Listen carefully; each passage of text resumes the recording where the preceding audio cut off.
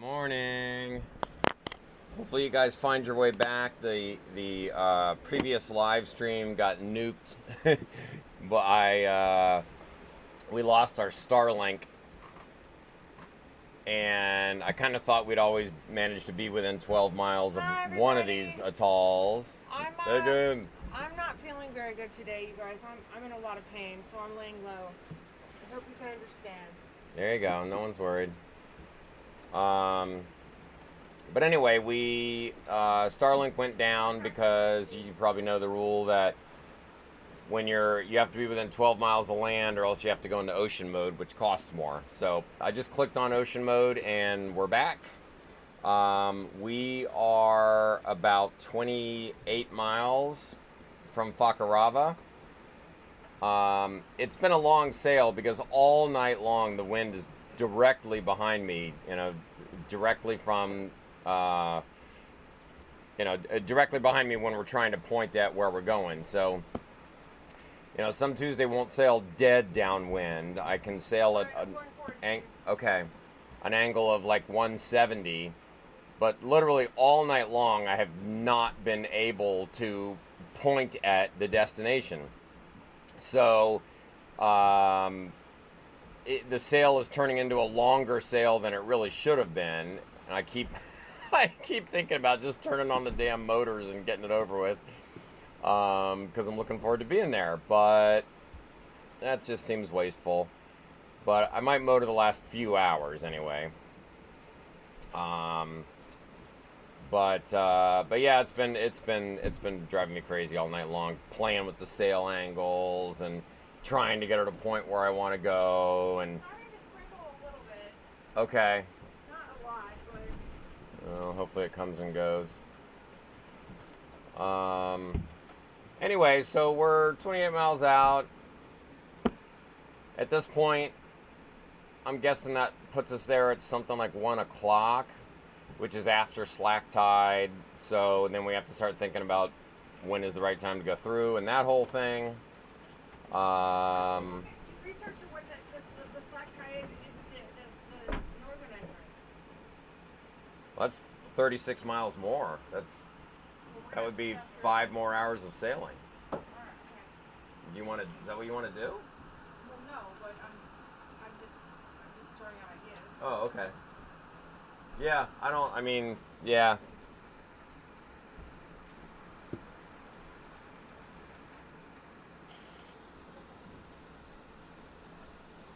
So anyway, that's what we're up to. I'm guessing somewhere around hour 1 o'clock, which is 4 o'clock in LA, will be our arrival time.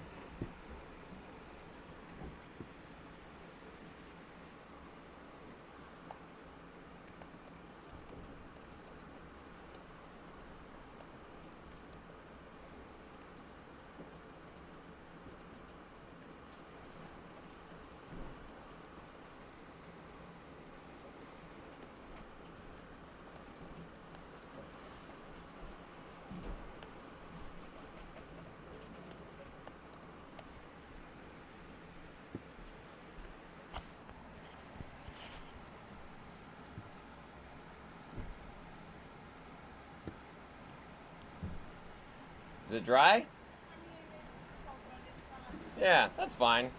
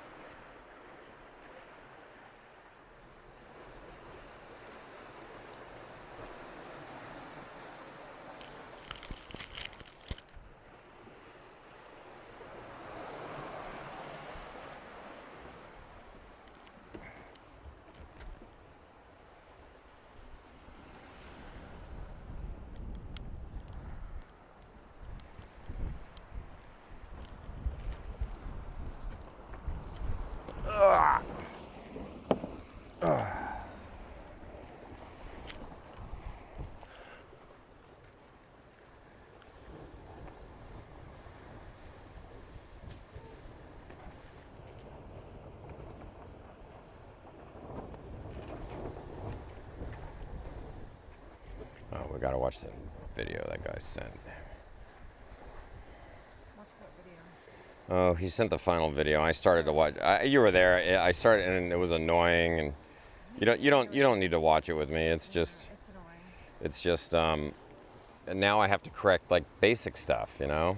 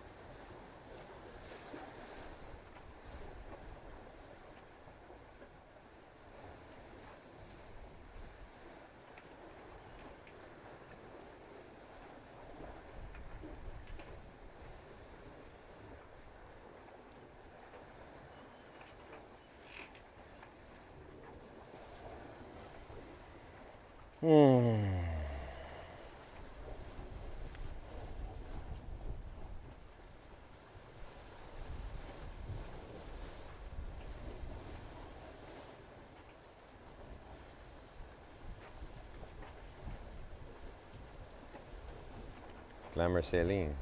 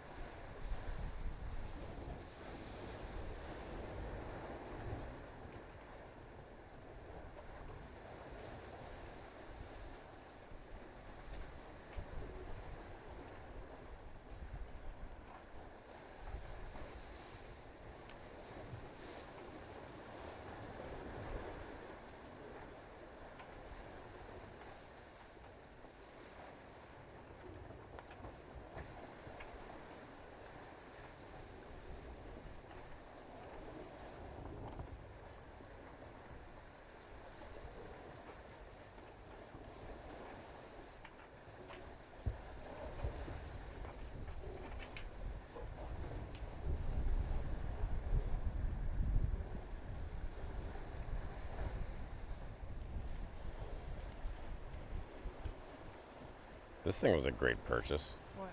The tins. I know. I don't know. It doesn't feel as strong down there right now. But maybe it's just because my muscles are so shot.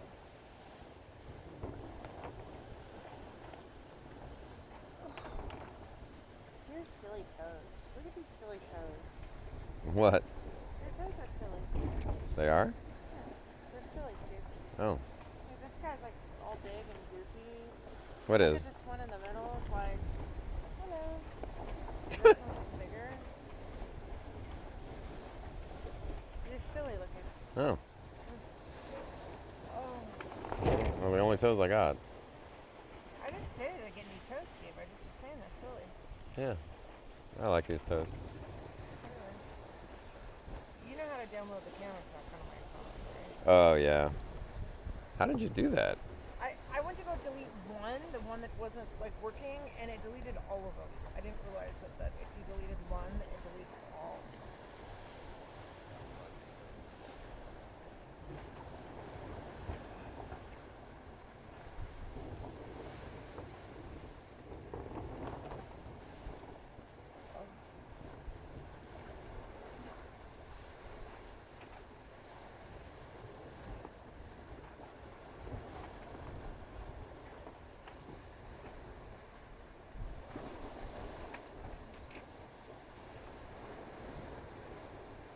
Oh, there's a raindrop.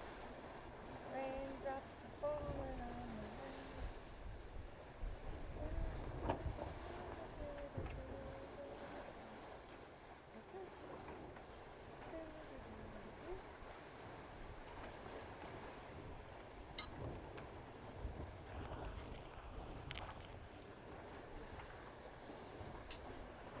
Oh, good Lord. What is the password? I'm sorry.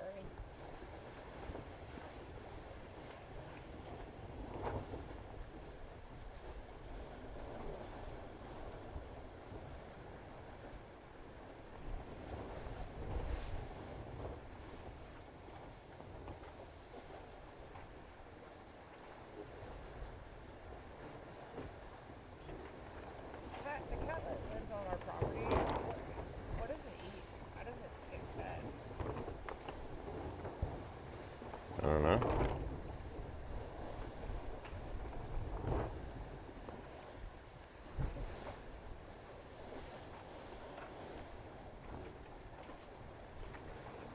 I don't think it lives on our property. I think it just cruises around there.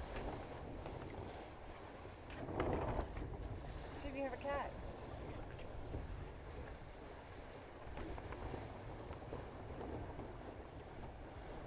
Yeah. Cat.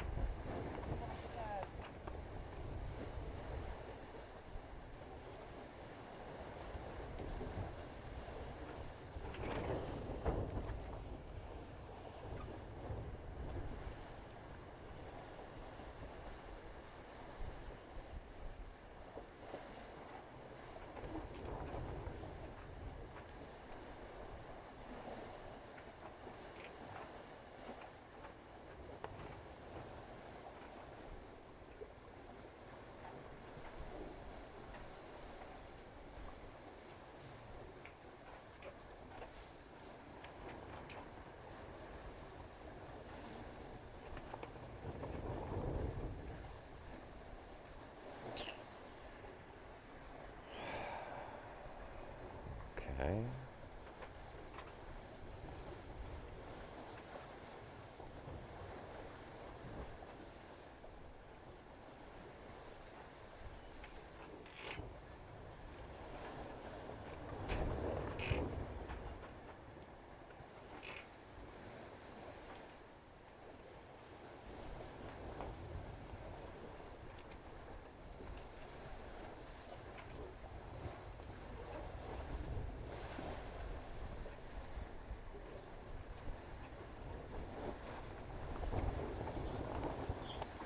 All right, there we go. Sorry. It's all right.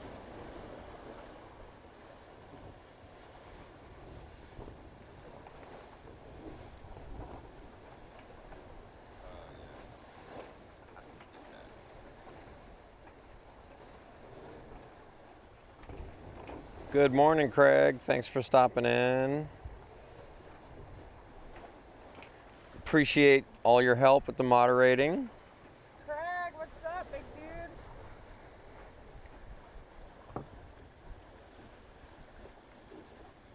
At this point, we are probably still 5 or 6 hours out, something like that. And let's see. I guess you can. Oh, you can. You can see our feet up on the mast cam. We're chilling up front.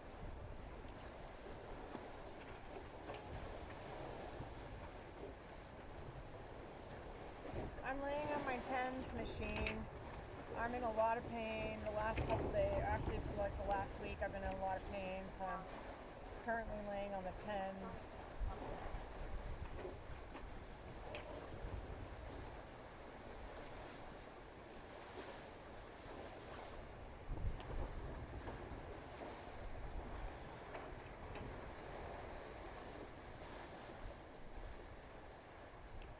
And our sail has taken longer than it should have because the wind has been, we're going close to due west and the wind has been close to due east all night long. So with it right behind me, it makes it very hard to sail efficiently.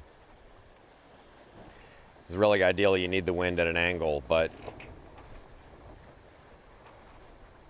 so we're doing the best. What that means is I end up having to jibe back and forth and sail a longer distance than than I'd really like to.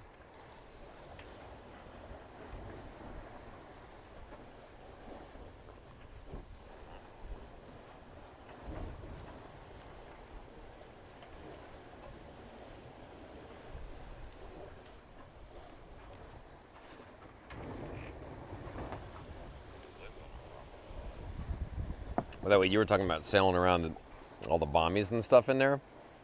There's a marked channel from the south to the north. All right. So you just friggin' rock and roll.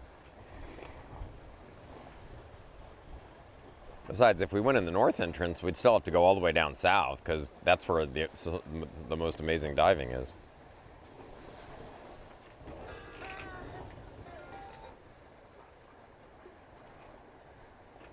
Craig says he hopes you're feeling better. Now, the seas are actually pretty good. It's not rough. It's been a nice, calm sail.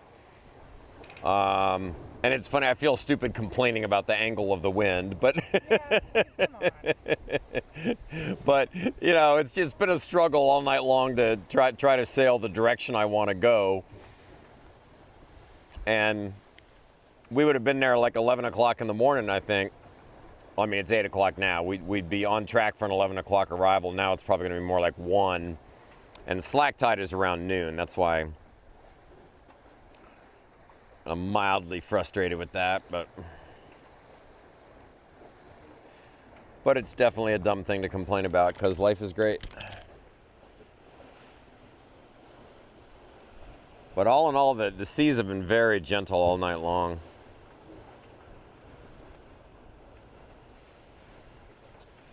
All right, let's see what the guesstimator has to say. Although it was flat wrong about the pass coming out of Makemo yesterday.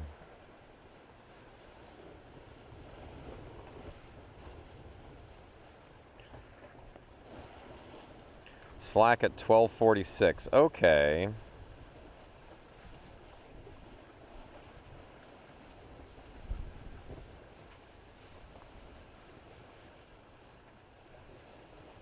And then it switches to outgoing, and it's max at 4 o'clock. So actually, that could work. Oh, hey, Steve. That's awesome. We got a gift in there. My teeth? Big.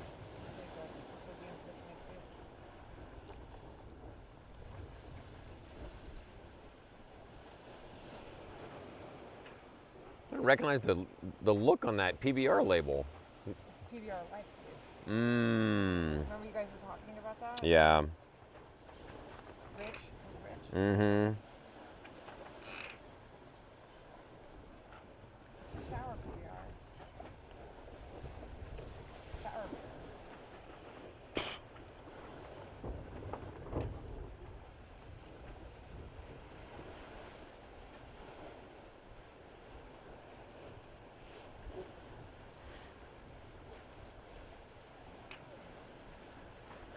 This might work out fairly well. Good morning. Yo. We are in our 25-hour passage to Fakarava. Probably 5 hours out. Something like that. Nothing else to add to that. You know, good sailing. The seas have been very gentle all night. We have now they're up a little bit. We have a following sea, so it's fine. Really looking forward to seeing Fakarava. Really looking forward to getting there. That's for sure.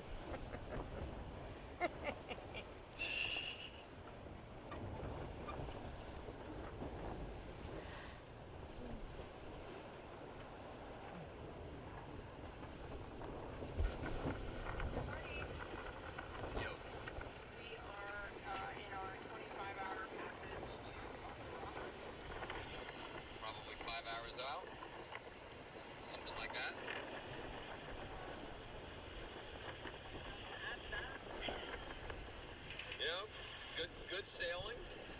The seas have been very gentle all night. We have now they're up a little bit. We have a following sea, so it's fine.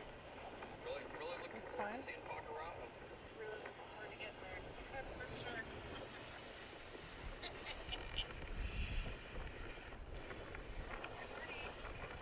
Yep. We are in our 25-hour passage to Fakarava. Probably 5 hours out. We will be arriving at the Fakarava South Pass today around noon or 1 o'clock local time period. Please estimate the time for slack tide and give me any other information about navigating that pass that is critical to know.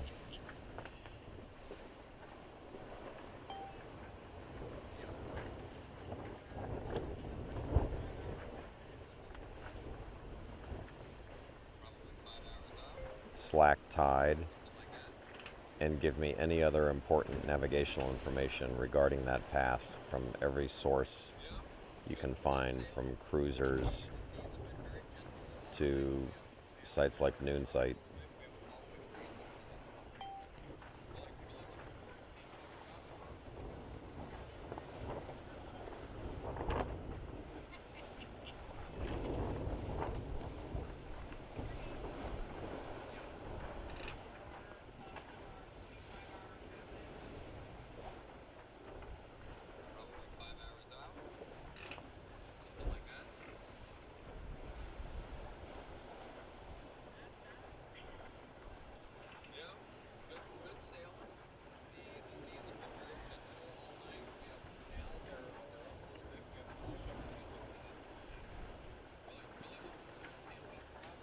And just brush my teeth.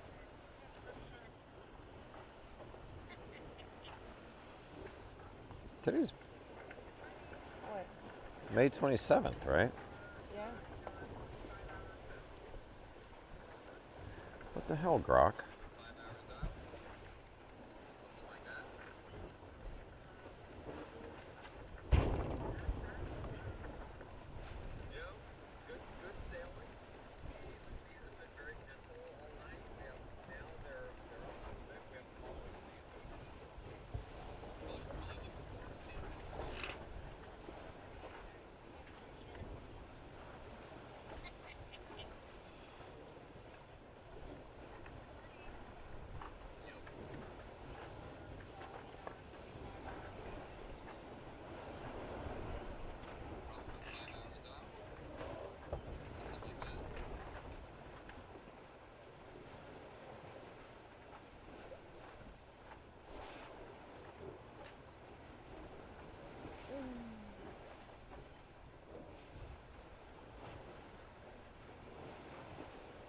Come on, fish. Bite.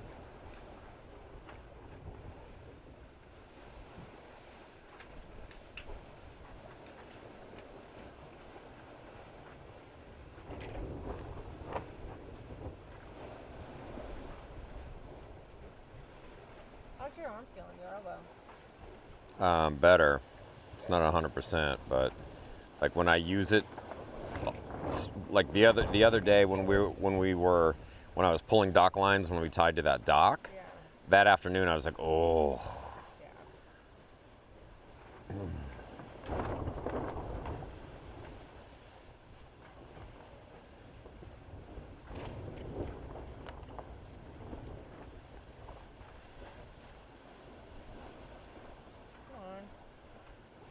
All right, good. This pass is wider and deeper than most. Our timing should be pretty good on arrival. It's very it's one of the most popular ones. Oh yeah. Next to Rango Roa. It's all the scuba diving. That's one thing that says you have to be careful because there's always a lot of divers in the pass. Do you have a dive flag, Steve? Yep. All right, cool. 'Cause I'm gonna be your dive valet. Mm-hmm. I love that. Yeah. I might get in on the action.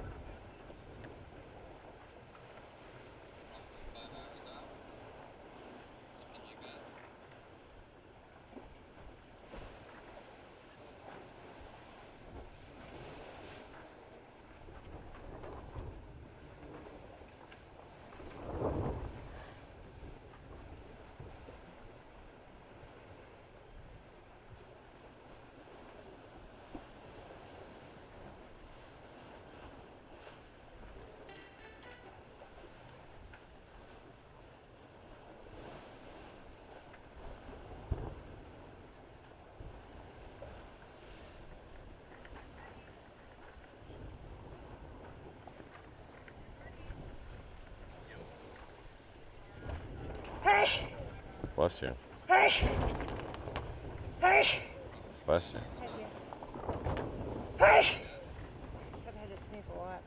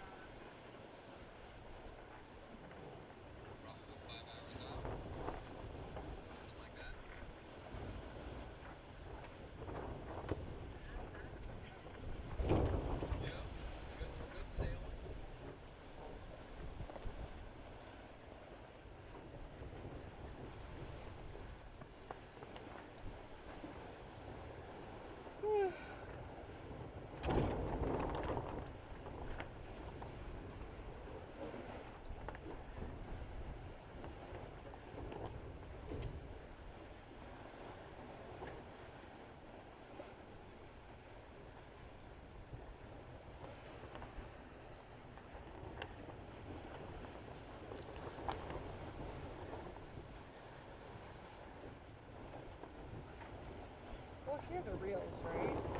Maybe. I'm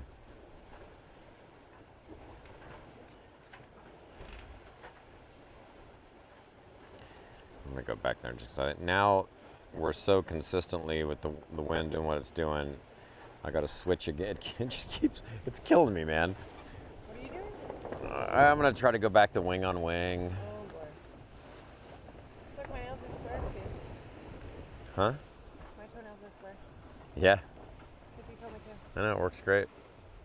No ingrown toenails. It's the way to go.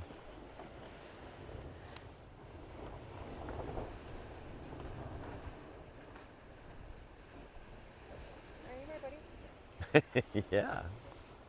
We're gonna hang out tomorrow? Oh yeah.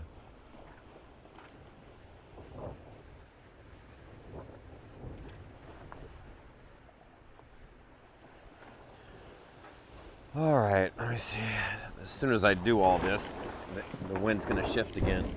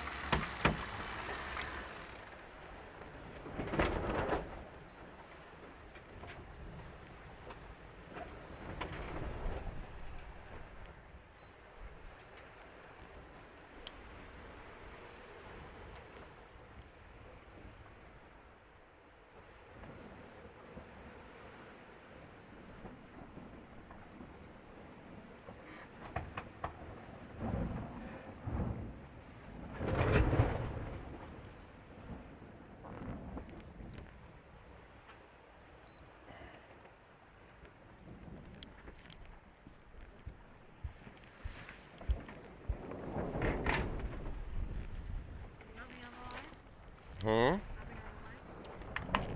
No, you're good. No, nothing on the lines, I said. Oh, no.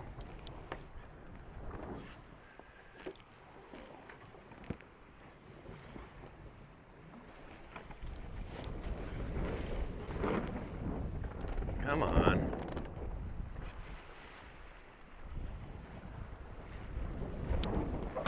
Ugh.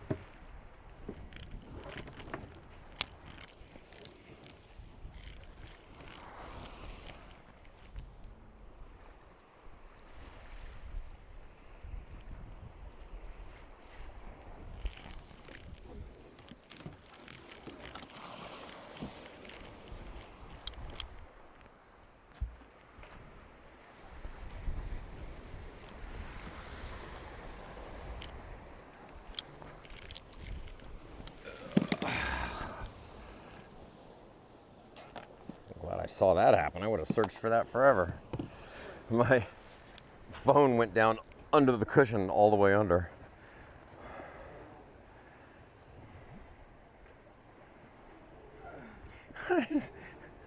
No matter how hard I try, I cannot point at our destination. Jeez.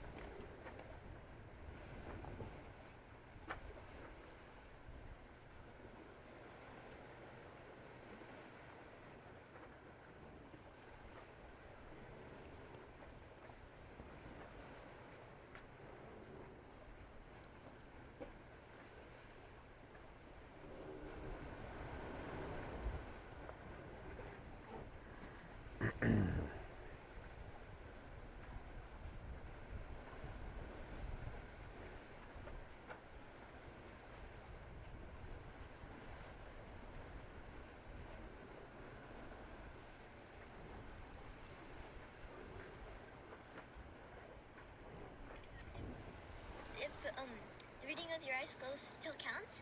It doesn't really, but... Yeah. You get tip? Oh. Tip? Okay. Thank you. Yeah. And we also have a little gift for you, so just pick one straight and plug. Any. Okay, keep going. Okay, go, go, go, go. You got it! Yay! Okay, keep going. Keep going. Keep going, keep going.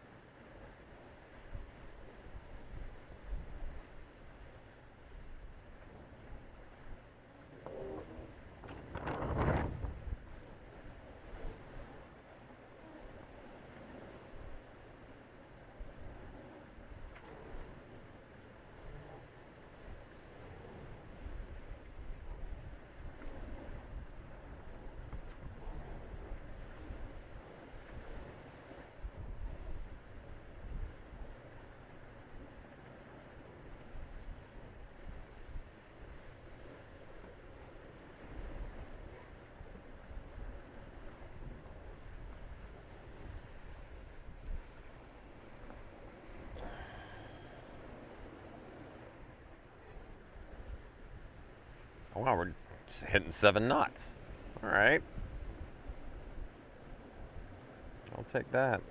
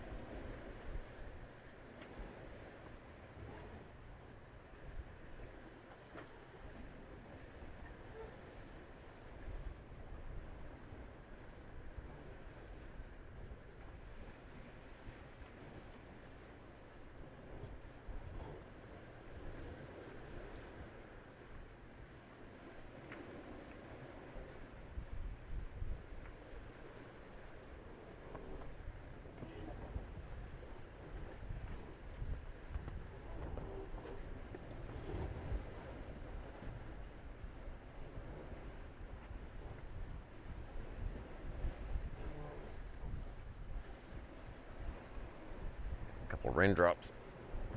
Yeah, it's been happening.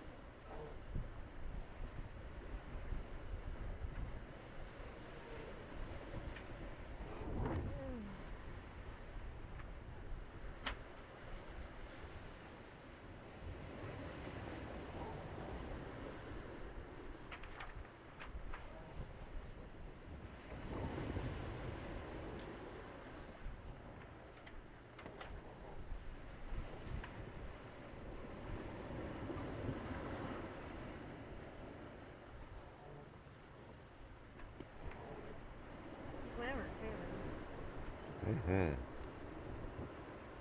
I wonder where in the world where agave is. I don't know. Probably in Tahiti. Yeah.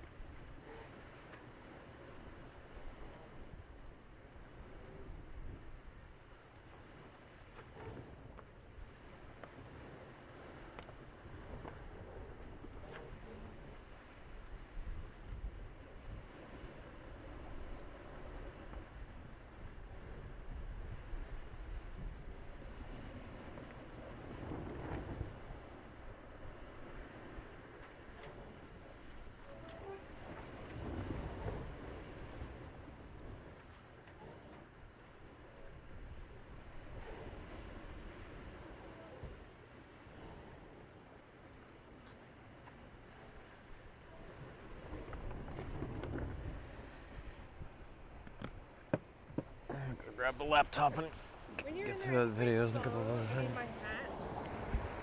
My hat is on the ottoman Okay. somewhere in there. Just grab it.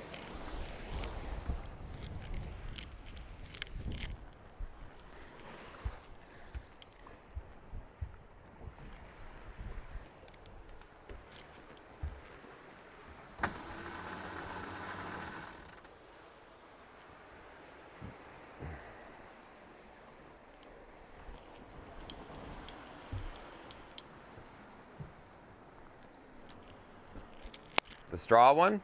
No, my circumnavigation hat. Your ball cap?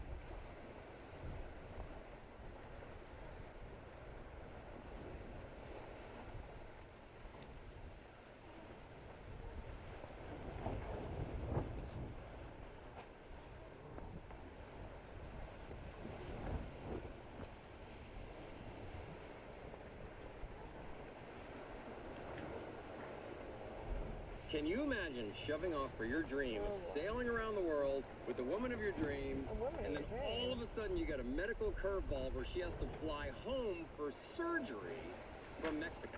That was crazy.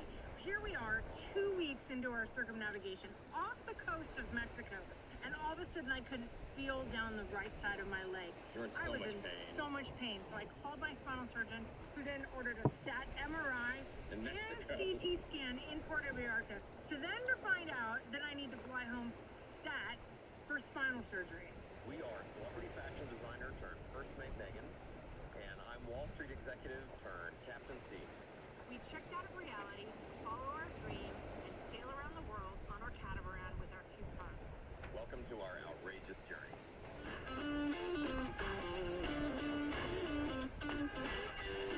Morning, everyone. So I just hung up with Megan. She's doing well. Surgery's tomorrow, the big day. But I'm under strict orders to get on here and make a video to tell everybody that I'm alive.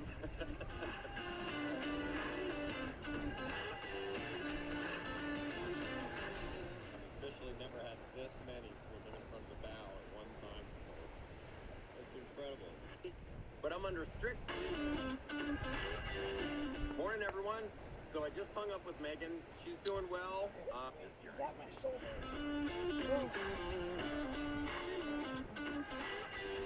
Morning, everyone. So I just hung up with Megan. She's doing well. These are just careless mistakes. Yeah.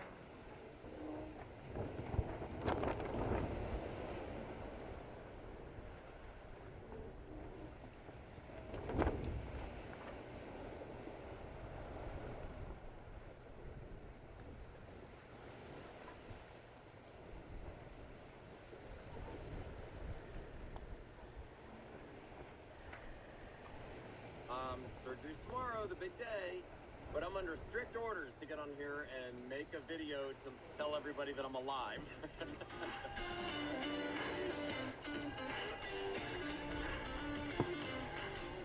officially never had this many swimming in front of the bow at one time before. That's incredible.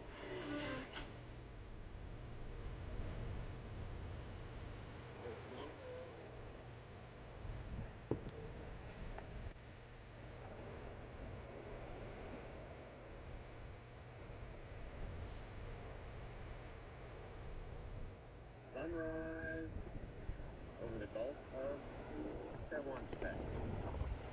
Good morning, everybody. Hey, everybody. Time for a lunchtime update. The passage is going wonderfully. We got to sail last night for probably 6 hours, which was an unexpected pleasure with good wind. We've been motoring since about 7 o'clock this morning because the wind is right on our nose and it's too light to get much speed, and our priority is getting where we're going safely. So right now we're motoring, and amazingly, look at this. The T-Pack is a mill pond. Pretty sporty out here. It's 4, I guess 5 in the morning, and I'm hitting 9 knots of boat speed regularly with 1 reef in the main and only 75% Genoa. I'm seeing apparent winds of 26, 28 knots. We are just hauling ass. It's so windy. We're smashing. This is amazing. I'm getting where we're going quick. Look, there it is. I don't know if it's going 9 knots is really fast. Having fun. Hey, everybody. How's it going?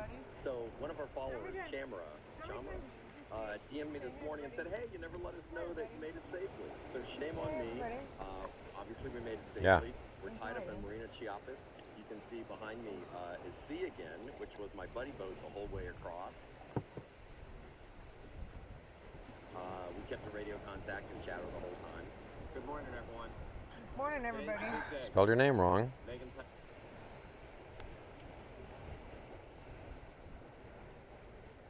Prayer. He likes God.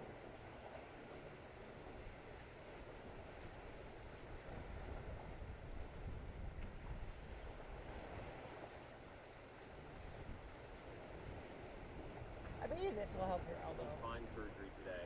Just like working out the muscle. Forward to reliever of this pain for a Huh? long time. This, the pen. So this is Oh. a message for me to ask you.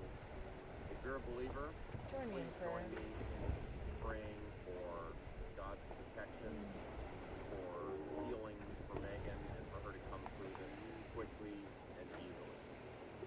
And if you're not a believer, please send out the best vibes you got. Best time. Pray.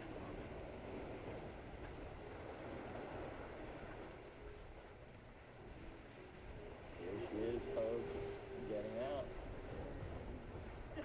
Alright.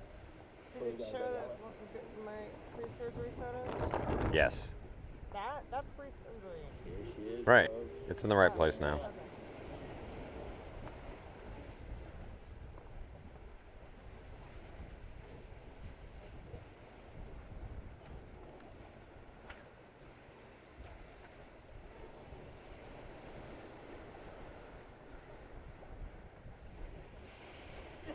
Alright. Where we gotta go that way? There she goes, folks. I love how Carter's saying folks. I didn't notice that before.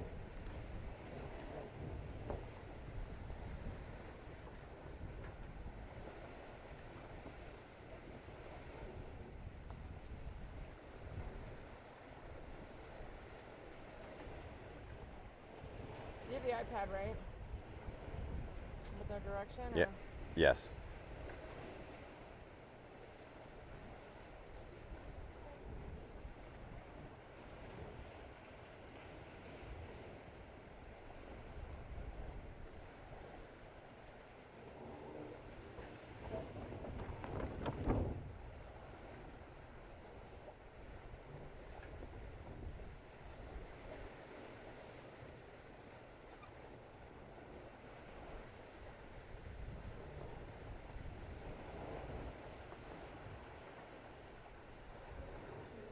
She made it.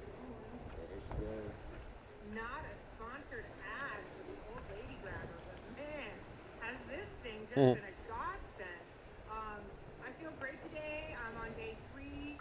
Woke up this morning. I didn't have any stiffness. The pain is going down, which is really great news. I didn't have to take any pain meds this morning. Overall, I feel really good.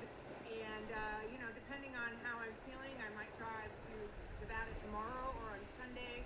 And on my way over to my house right now, we've had some storms here in Southern California, so some of my plants got knocked over and I'm using the gardener.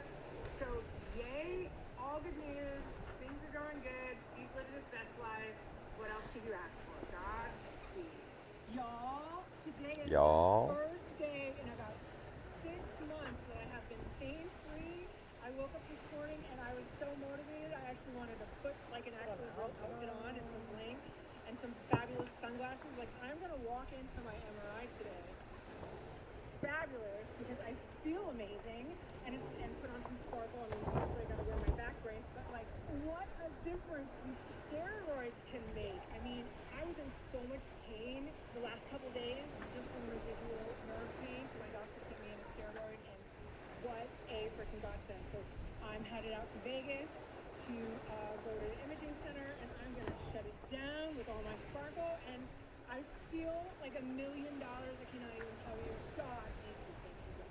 Ladies, I just got home from doctor's appointments in Las Vegas to finding out that I'm about to have a hot, sexy date night. I feel like $1 million. I cannot even tell you. God, thank you, thank you, God. Ladies, I just got home from doctor's appointments in Las Vegas to finding out that I'm about to have a hot, sexy date night that you all helped plan with Steve, and this, thank you. I feel really special. And the fact that you all can keep a secret. She feels really special, folks. Awesome. I'm so lucky and I feel so special today. On my way to the airport to get Megan. Woohoo! And I've actually rented a car, so I'm driving around El Salvador. Freaking awesome. Plan with doctor's appointments in Las Vegas to finding out that his best pain. Alright. Where we gotta go that way? Megan's having spine surgery today. It's so windy. We're smashing. Pain for me to be standing in the airport.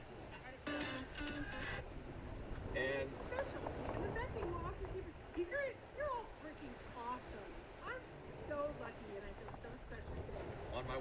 airport to get Megan. Woohoo! And I've actually rented a car, so I'm driving around El Salvador.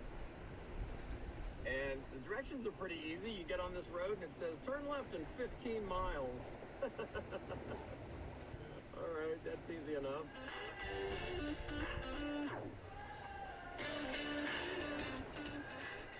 Voila! Miles. All right, that's easy enough.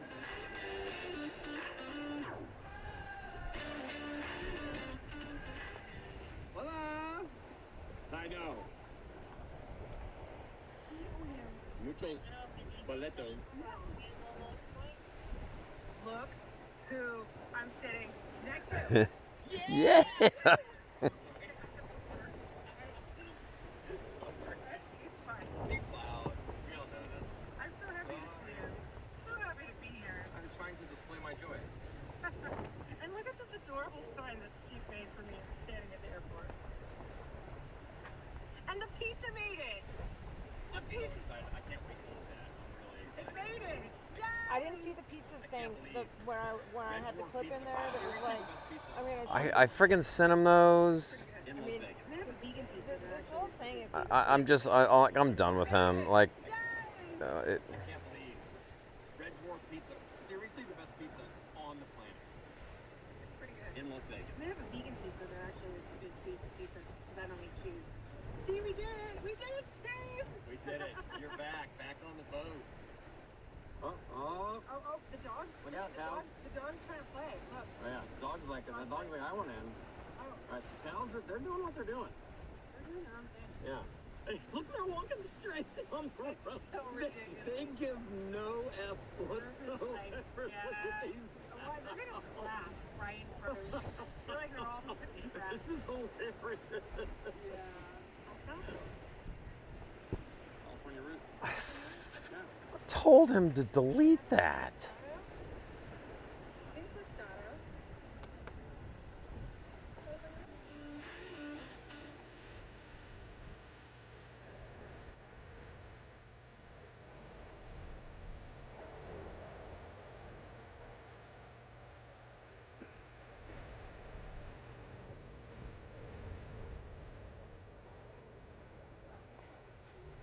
You weren't supposed to pull that. I was going to come back to it. I know. Then I can pull that. I can pull it closer.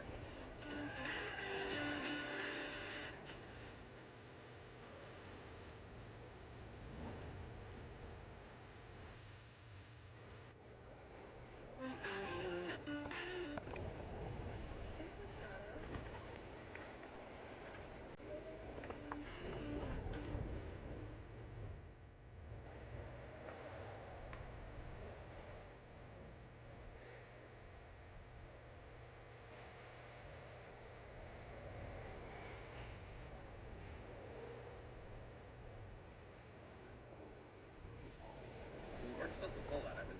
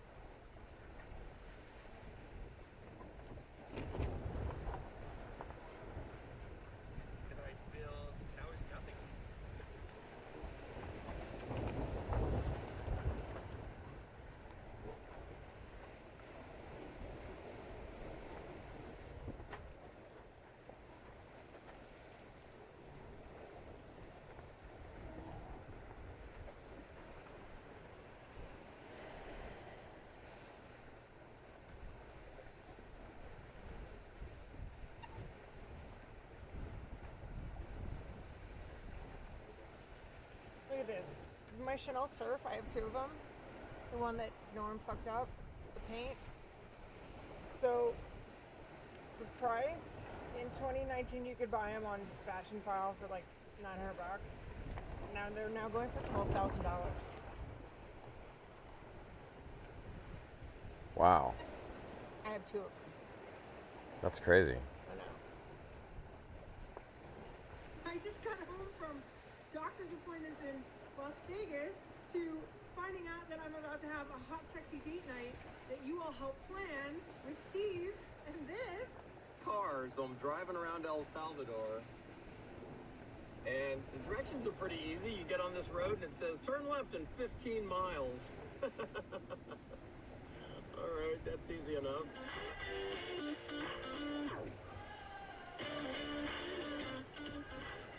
Hola! I know. Muchos boletos. Look who I'm sitting next to. Yeah! And actually, if I go back to the opening sequence, he still didn't add the photo.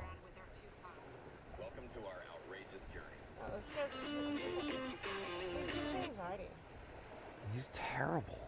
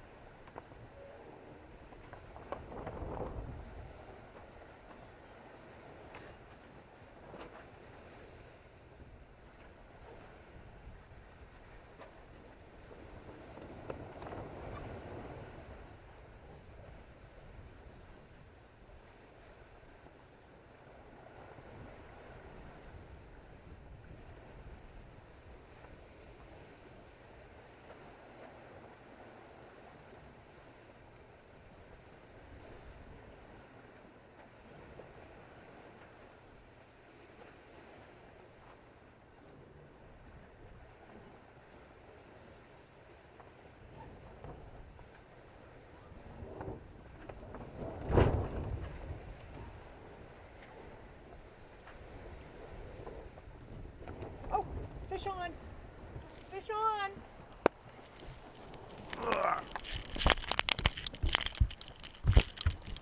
Oh boy. Oh boy. We might have 2 of them.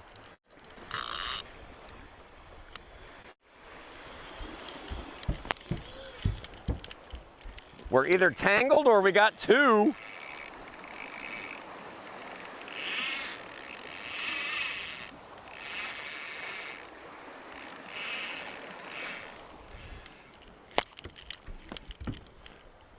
We got to stop the boat. Are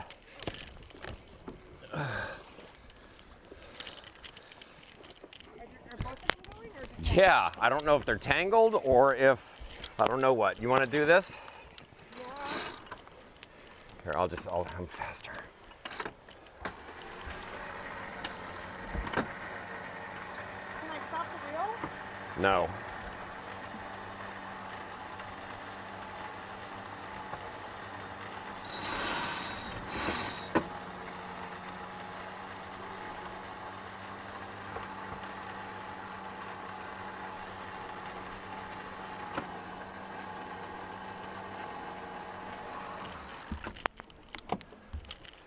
Oh yeah, the birds you can see 'em. Oh yeah.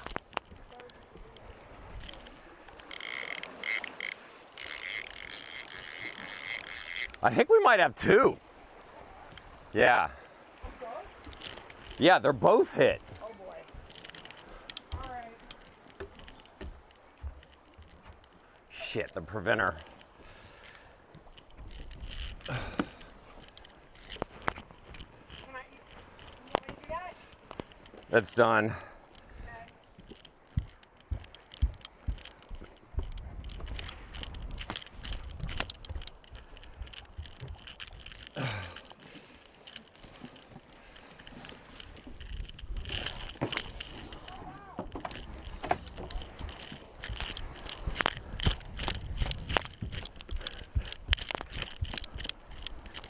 This one's going I know. I have to use the restroom. What? I have to go to the bathroom. Yeah.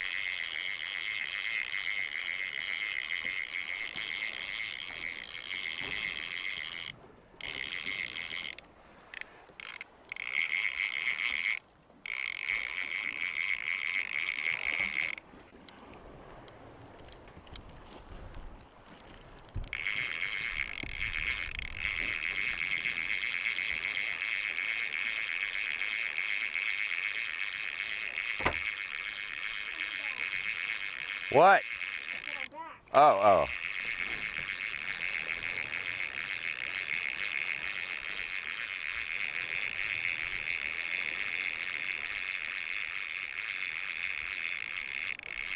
Oh, man.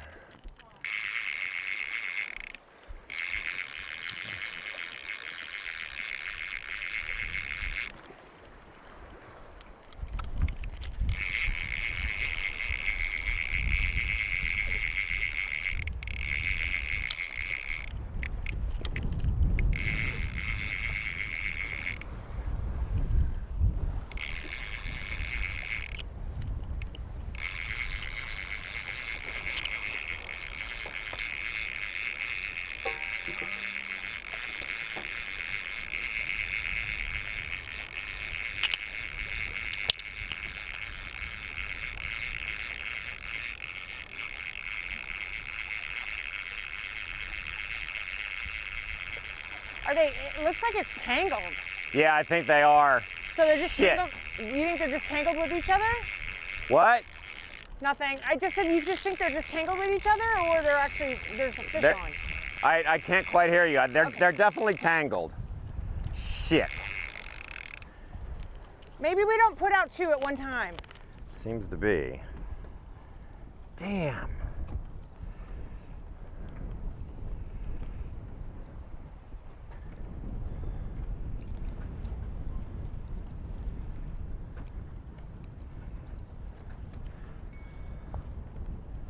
Like, I think that might have happened after, but I'm not really sure.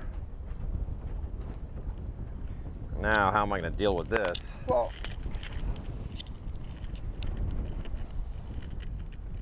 Oh, wow. Why don't you just cut the line? I really don't want to. I understand. But is there a fish on the other one? I don't know.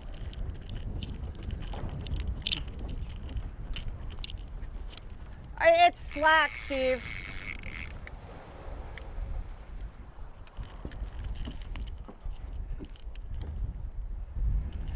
I don't think there's any fish. It's slacked. Shit.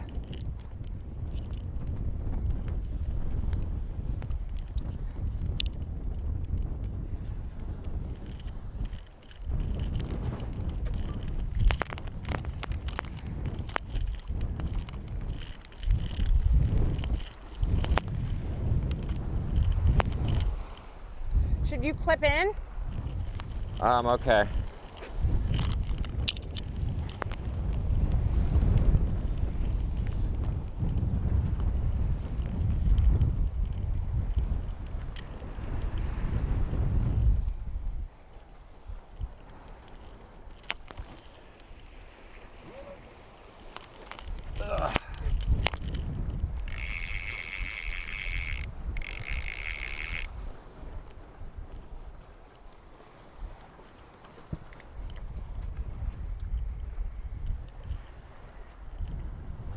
Ah!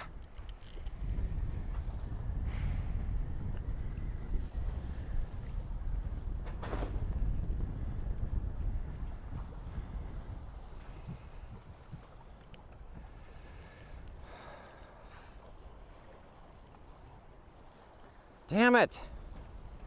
You want me to get the scissors? Trying to avoid that. All right.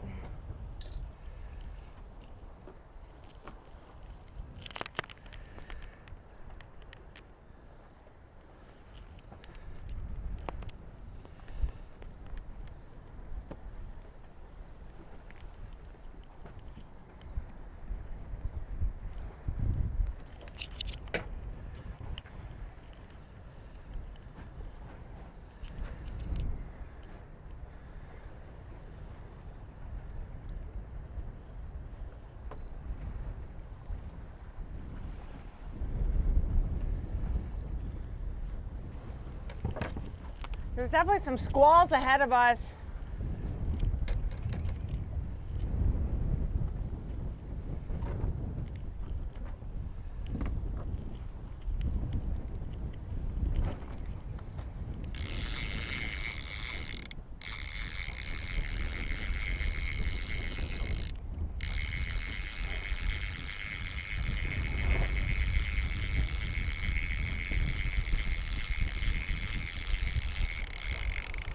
What a fucking mess.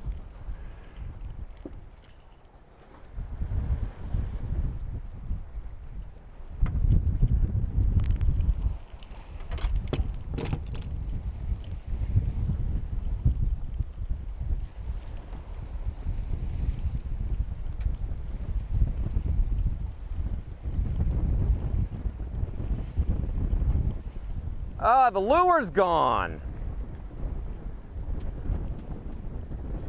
All right, well, you did have something then. Yep. It actually broke the line. The knot held and the line broke. So it was something big. Great.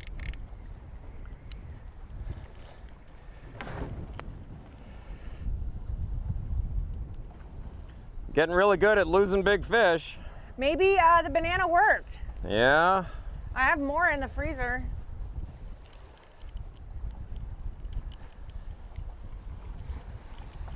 Damn it. I hate losing that. That was a good lure.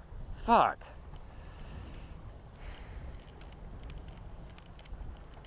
Okay, well, there's some squalls that are 6 miles away right in front of us. Got it.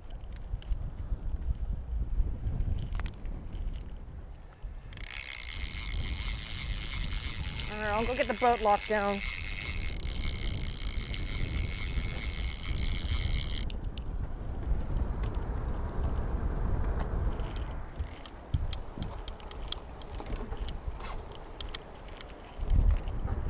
Man.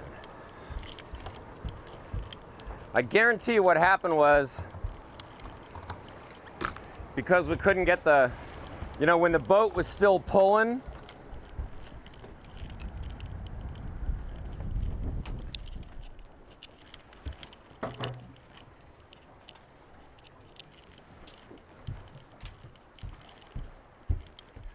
All right, well, if you have one, we can.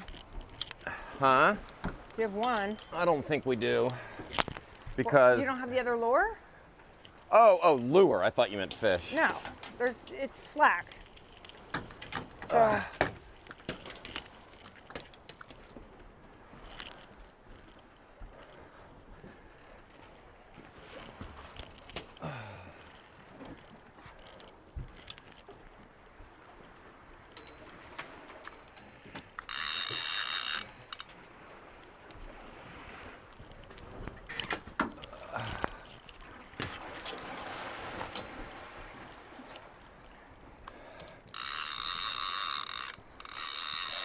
This one pulled out a lot. I don't think that was just a tangle. I think the tangle screwed us. I think you're right. I'm not going to put out both anymore. Yeah, I mean, it keeps on getting tangled. Like, it's surefire every single time it gets tangled.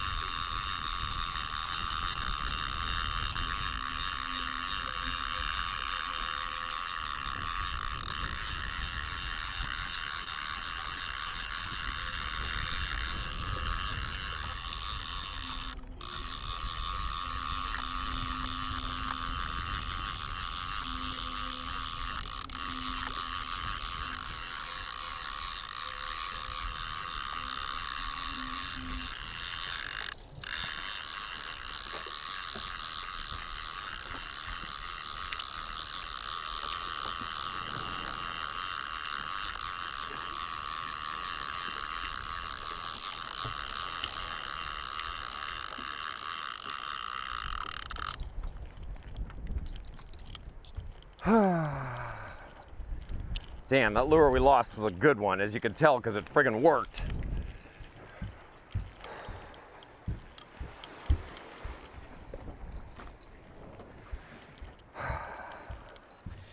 Well, damn. All right, well, now since we're into the wind, I'm just gonna use this opportunity to drop the main, and then, how far away are we? 19 miles. Uh, Well, we're headed totally in the wrong direction. oh, I know. I mean, we're just Okay. drifting right now.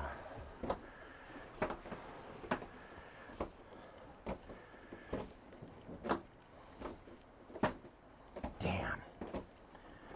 That was a good one.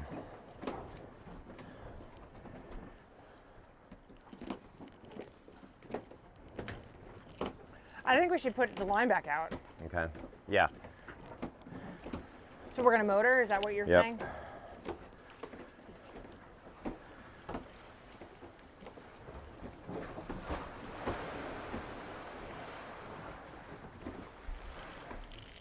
I think we're closer than 19 miles, to be honest. Yeah? Did you set it to the gate or to the pass? Is that- To the pass. Okay. Well, because this land is only 16 miles away. It just looks like we're closer. Do we check to make sure that there's nothing in the water? Just to... That's a good idea.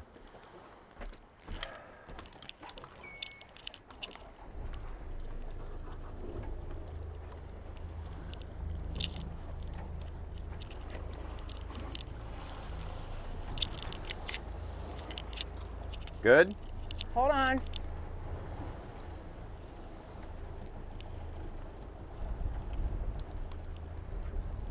There's the rain. We're good.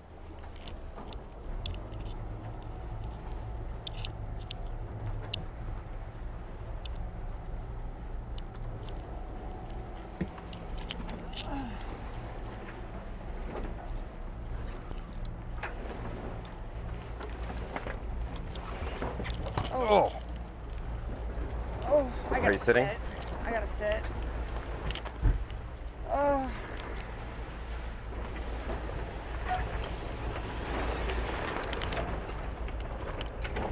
Shit. Oh, I really didn't want to have to deal with that. Fuck. Saying I'm gonna rig that downhaul. I guess I really gotta go do it.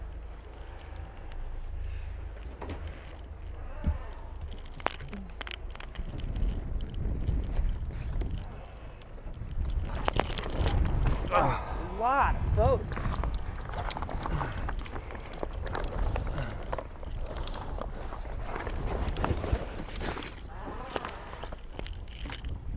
There's a lot of boats in there. Look at. Yeah. I mean, you're busy, but you good. Yep.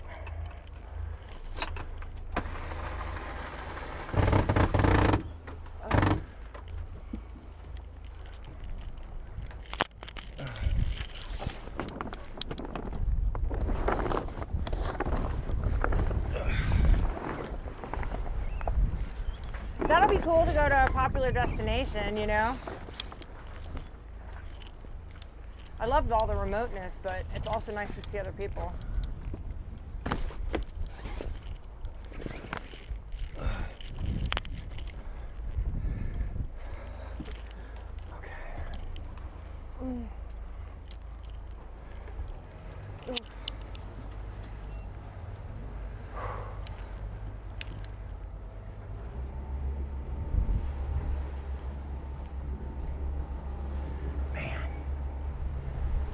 How many good fish are we gonna lose?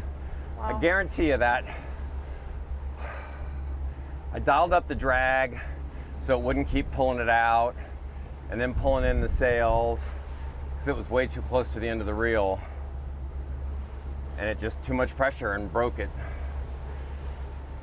The way that thing was running, that was a big fish. Yeah.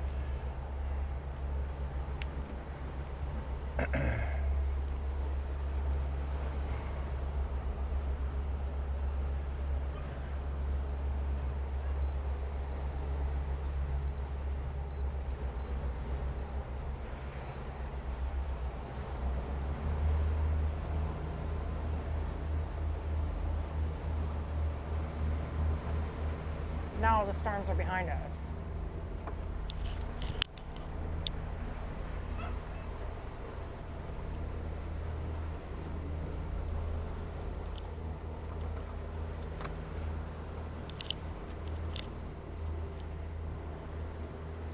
Oh.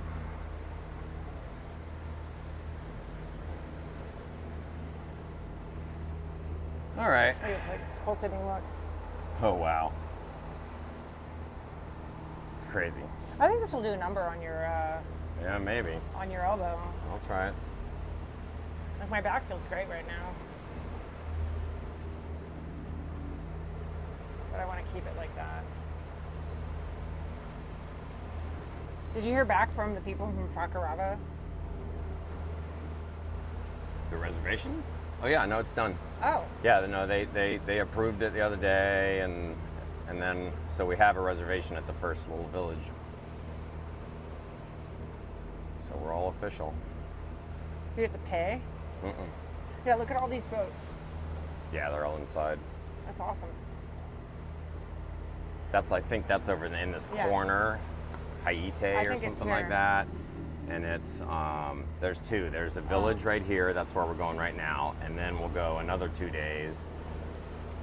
And I mean, unless they're not forcing it and we want to do something different, whatever. But then we'll He go said they don't over enforce in that it. corner, yeah. The only thing that he said that where he had a problem was where a lot of the docks where you can park your dinghy are private. And so if you're not patronizing that business of the dock that you pull up to, Oh, they're going to ask you to leave. to me, I actually like that. So there's actually businesses that have docks, and it's Yeah. like, A lot of them are dive. if they're restaurants Yeah, or... I mean, I don't know about restaurants. He didn't say anything, but he just said if you're not patronizing the business, they'll Yeah. ask you to leave. Well, that's only fair. Right. So, I mean, yeah, there's a village up in the north by the airport that has like Yeah, pearl that's shops, Raratoya or restaurants. something. That's the Yeah. big one. That's where pearl we'll go. shops, restaurants. That'll be the second half of our Supermarkets. stay. So basically, coming into Fakarava, we'll go in the south gate. There's an anchorage right here at the village. Then there's an anchorage over here at the corners called Haite or something like that. Mm-hmm. And then there's you can see the markings all the way up. Mm-hmm. There's a marked channel that runs all the way. So we can just motor full speed. Cool. All the way, I mean, it's long, obviously, but whatever, it's a day. And you motor up that channel, and then there's another anchorage by the airport, which is around here, so that's The probably airport's up that. here. No, the Oh. airport's up here. It's all the way up here. That's Oh, what I'm saying. all right. It's like this is where like the main Right, area. but this is the town. And so then we anchor there, and then we anchor there. And I'm trying to remember where the fifth one was. Maybe it's by the airport. But anyway, there's 5 places you're allowed to anchor. And so if we do 2 days in each, that's 10 days. It's pretty good.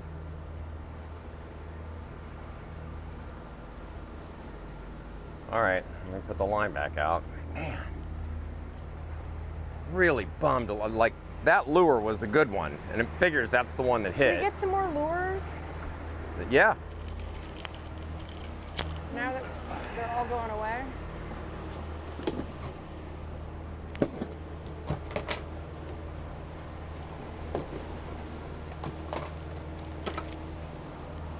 Oh, I have one more like it. All right, I'm gonna try that one. Oh, I have 2 more like it.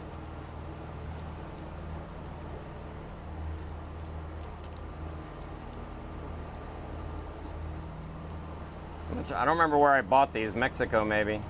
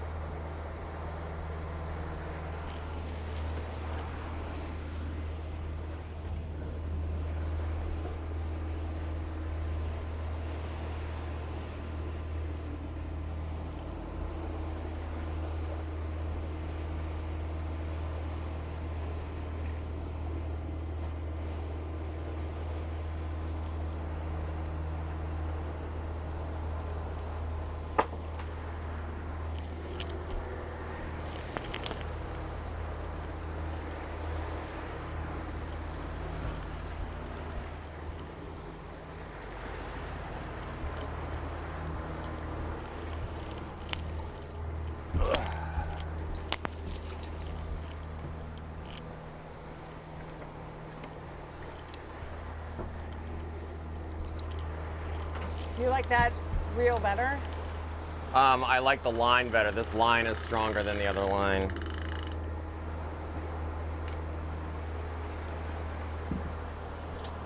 Oh. And this lure has not had any success at all. But since the line broke, this one's 80 pounds. Try and break that mofo. Yeah.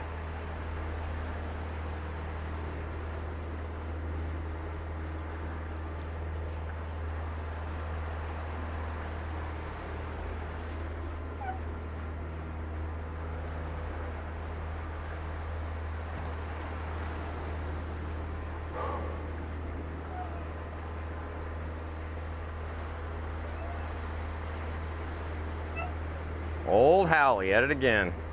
That dog, man, he's got no idea. Just to live like 1 hour in a street dog's life. Yeah. 1 hour, Pickles. He has had the best life that a dog could possibly have.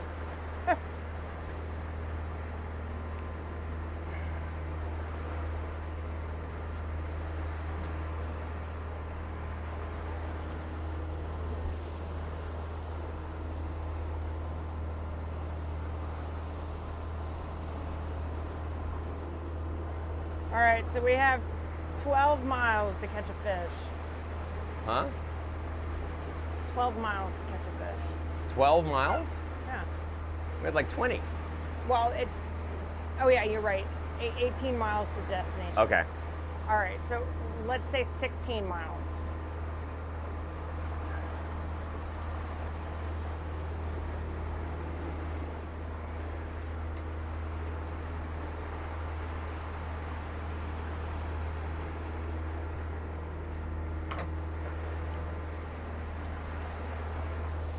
All right, do good, lure. Want to put the banana on? Was that any left? Oh, there's one in the freezer. Watch out for that other one, you don't step on it.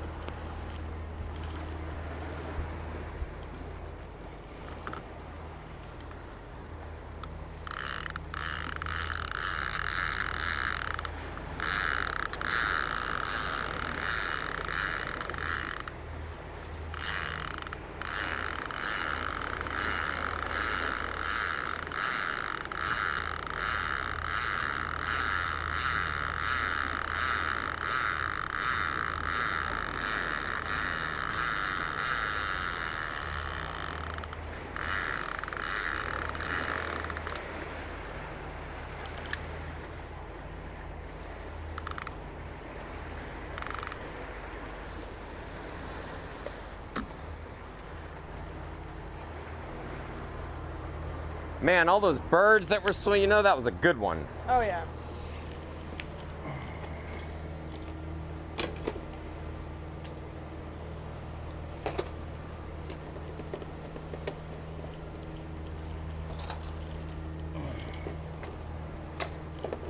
It was a good one, Steve. Yeah.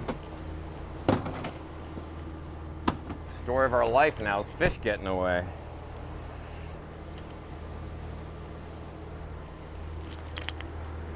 It's hard though, is when you're sailing and you're moving, like we were doing good speed.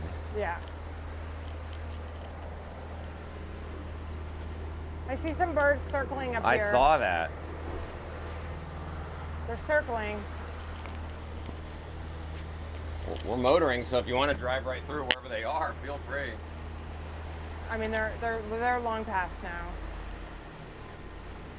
Like it would be a hard right.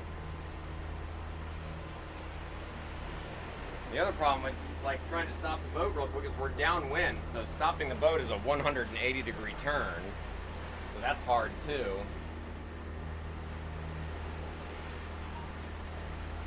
Alright, I see some birds here. Maybe the way to go is when we're fishing, just do it under head sail only, the Genoa, because that we can furl quickly and just stop.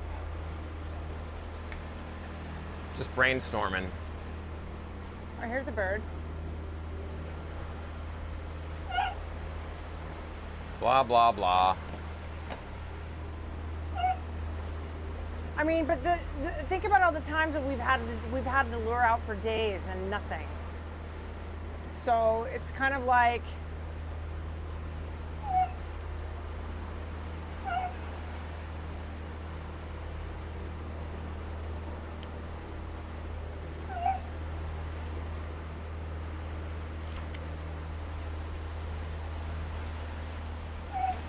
Pug, stop. Hey! Hey! Hey! Stop it! No! You have no idea how good you have it, dog. You don't. You really don't. You have the best life in the world. Yeah, you do. You have food all the time, you got endless treats, you got endless snuggles. We gotta keep you out of the way. We have to. We need safety here. And I don't want you falling overboard. If you fell overboard, you'll get eaten. So don't do that. Really. You know you have a good life. You know you have a good life, monkey. I brought the phone in. I didn't know what the rain situation was going to be. I shut the hatches. I mean, now we can open them again. Yeah. It's beautiful. Yeah, anything that we're gonna... Well, everybody, we had a little bit of excitement there, but no fish.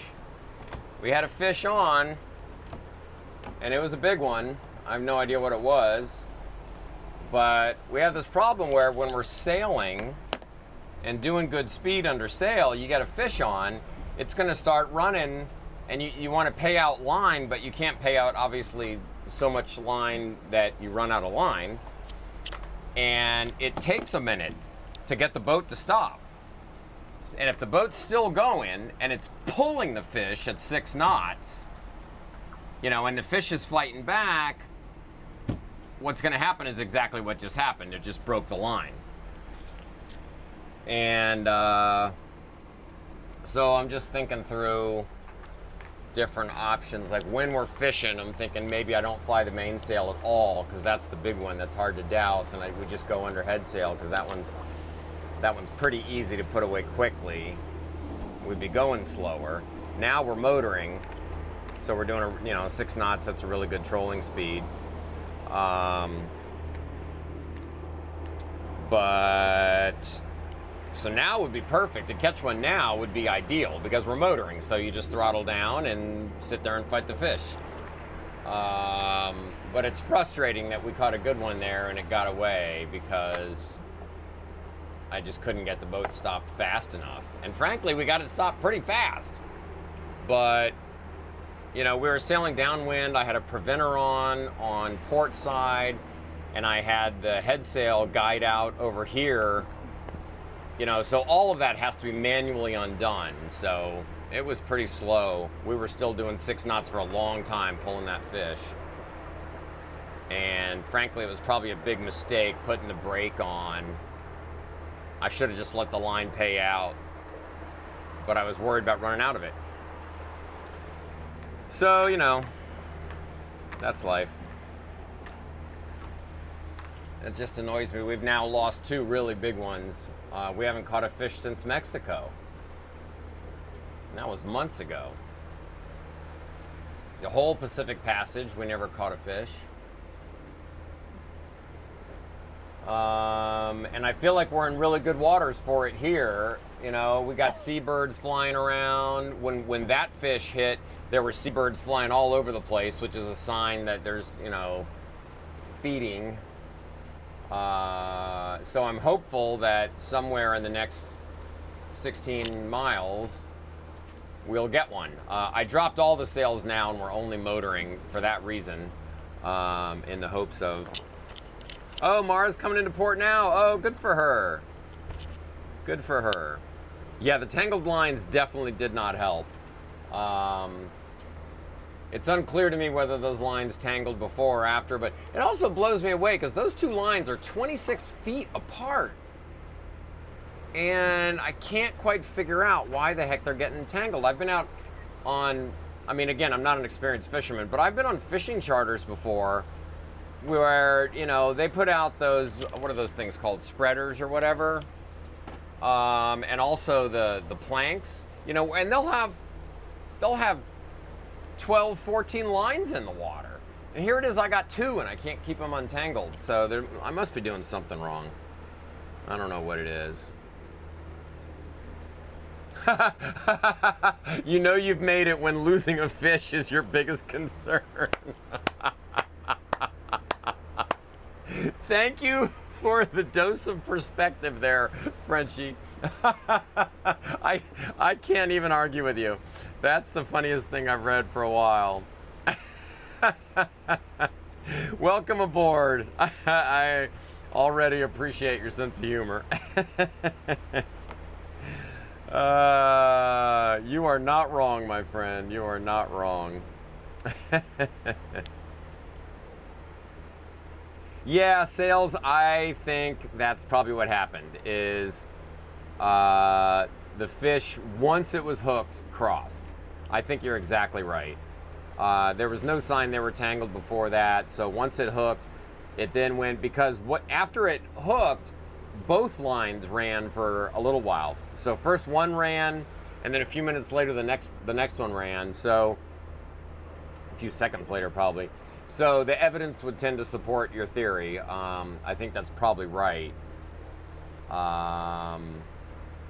You know, but I hate to solve that by only running one line. You know, it seems like my odds are twice as good if I'm running 2.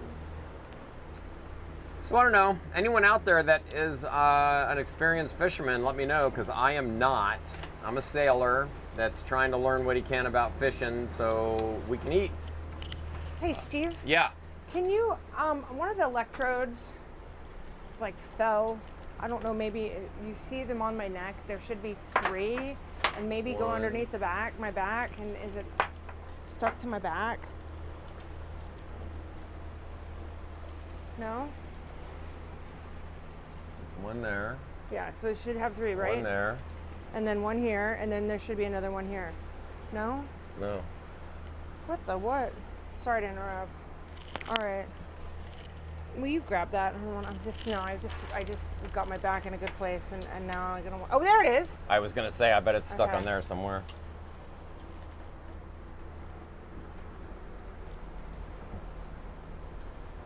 Okay. Frenchie too. I was sitting here talking about losing the fish. He's like, you know, you've made it when losing a fish is your biggest concern. I was like, valid point. Yeah. Valid point. Anyway, we got another line out now, so wish us luck. Hopefully, hopefully we'll get Megan some tuna before we get there. I know, and you know what? And it's so true, Steve. Like first world problems when. For sure. But it's annoying because that was the second one. I know. I'm hoping I can get myself to be semi-pain-free today. I was in so much pain yesterday, I didn't even move. So I'm hoping that the 10s, I really just need to go. I used to get weekly acupuncture, which kept all my chronic pain under wrap, but that's not happening here in the middle of the ocean. So I'm trying my best. It's very challenging. I try with the ice, but I burn a hole in my shoulder with frostbite. So not trying to complain, but I'm not a happy camper right now.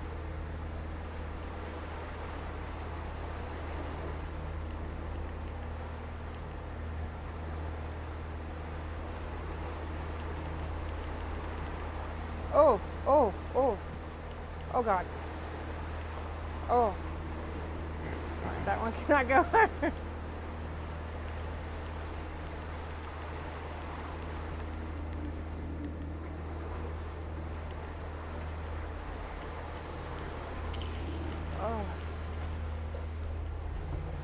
Oh. Gotta turn that down. Oh wow. All right, I'm going down below for a minute. All right.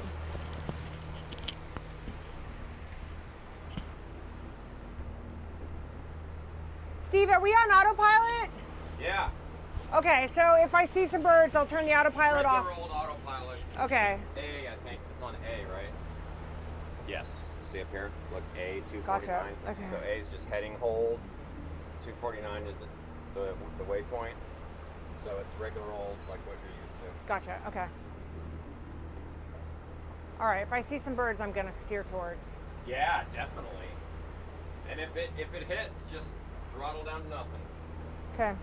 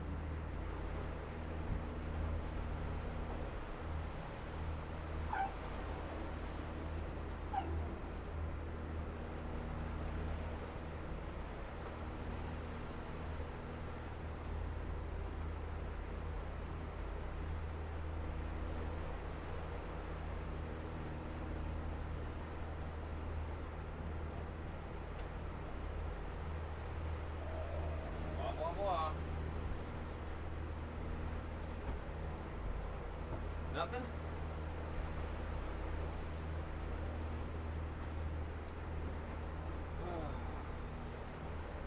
Well, that's a shame.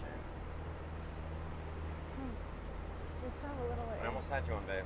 I almost had a fish for you. I would really like to eat some fish. It's been sad to not be able to eat fish while we've been here, Yeah. especially since we're on the ocean, you know?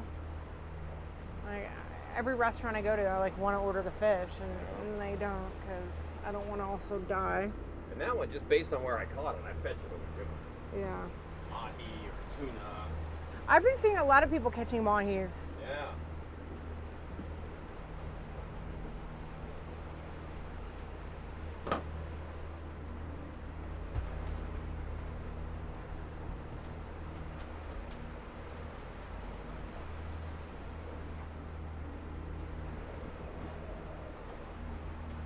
How far behind the boat do you have the lure? Back out behind our wake.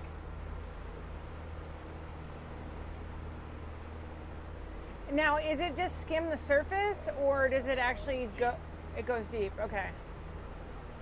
Deep seems to work better. Maybe here in this water. I've had better luck with ones that run deep.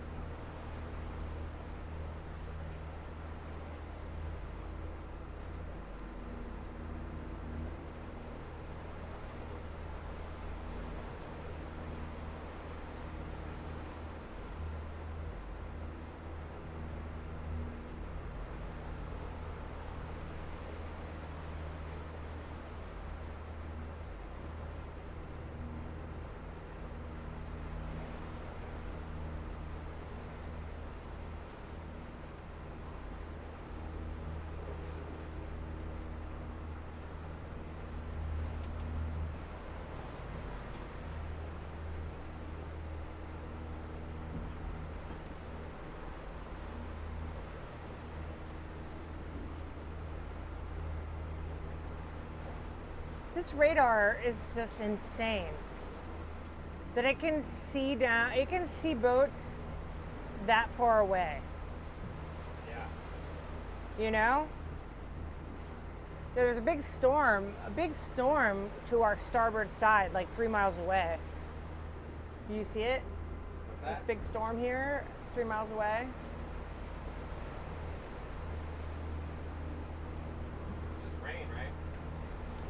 I mean, I don't see anything else. Radar looks like. It just looks like a big red blob.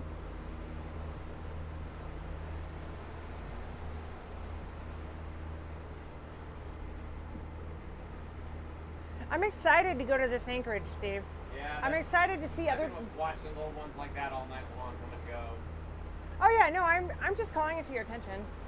I'm not concerned. What are you saying? I'm excited to go to this anchorage where there's other people, there's amenities. Maybe I can get a massage.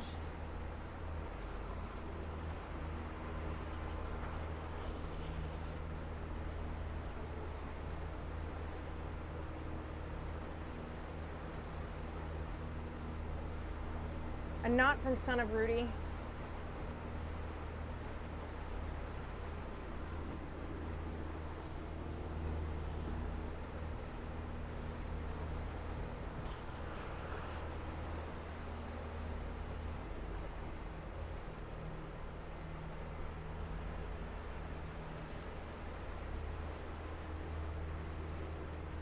You don't see any birds behind us, do you?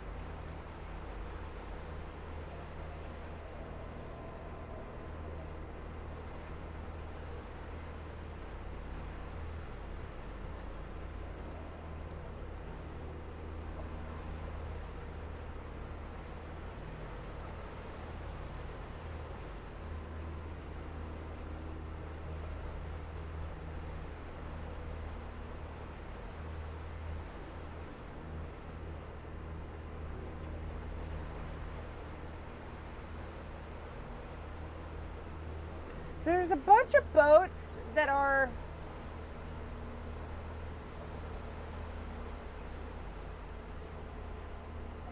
like inside. I mean, maybe they're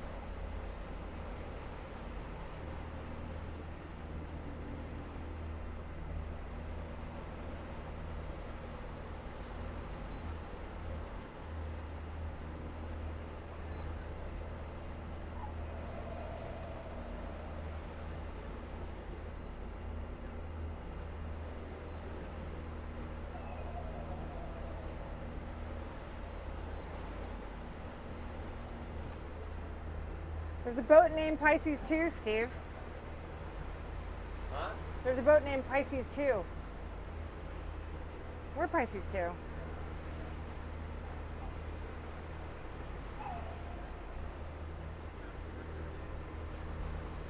All right, I'm starting to see land ho.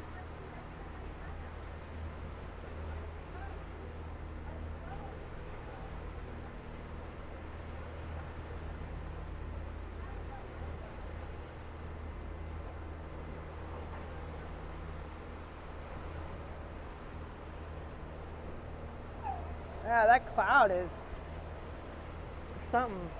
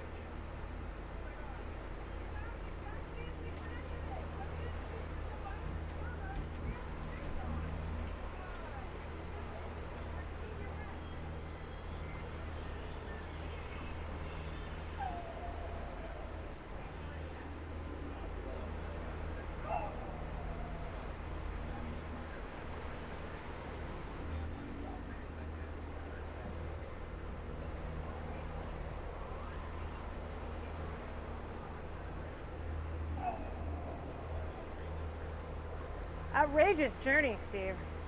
It's outrageous.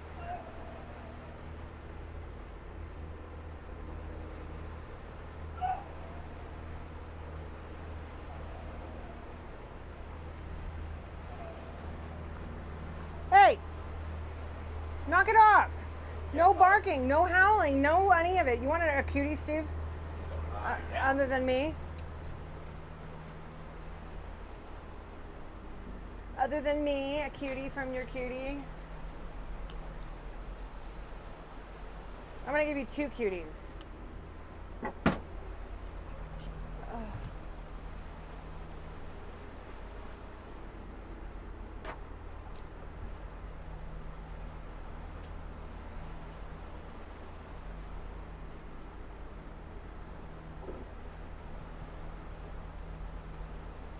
I'm gonna give you this one first.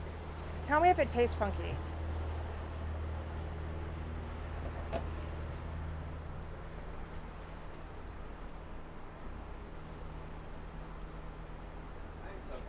Okay. It's on the bubble. It's on the bubble. I mean, fruit and vegetables here in French Polynesia, hit or miss. That just shocks me.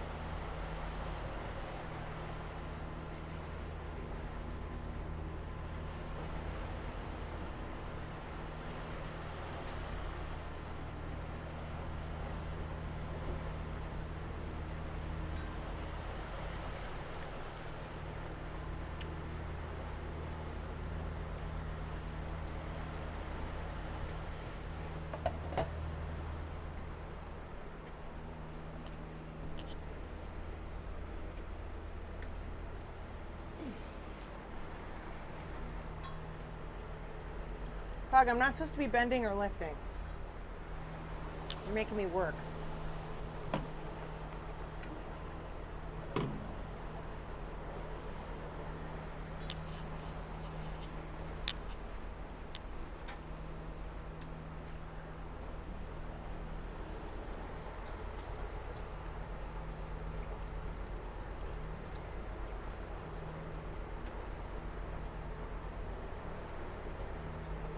Hey, Steve.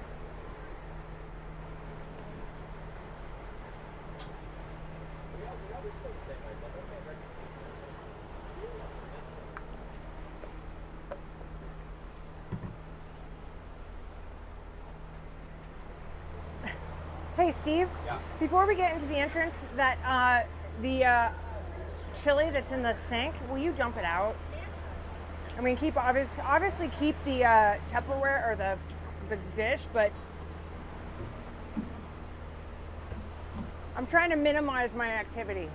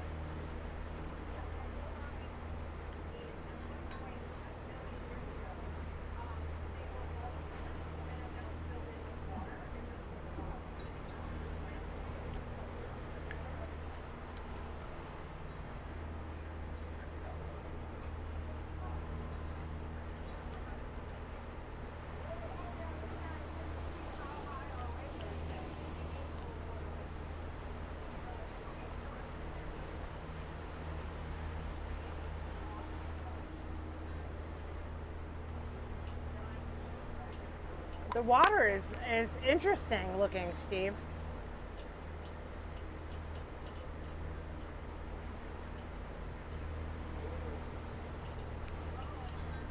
There's some very interesting looking patches of water. Like it almost looks purple right here.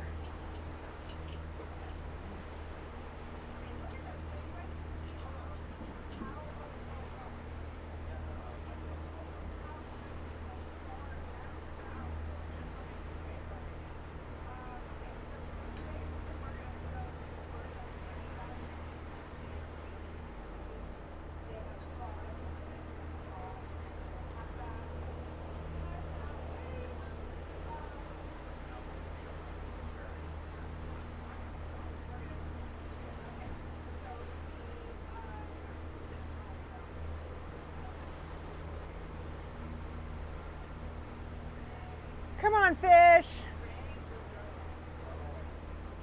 Come on, fish.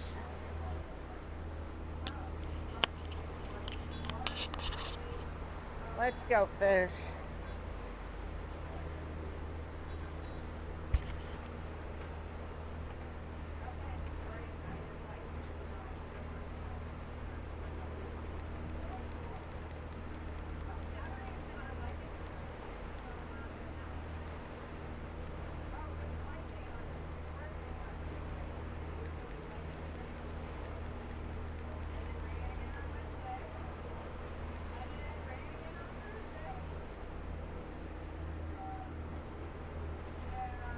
All right.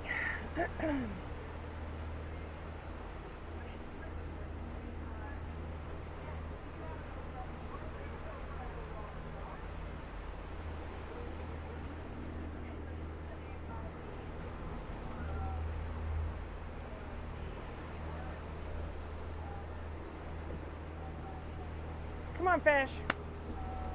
Let's go. Let's go. Let's go.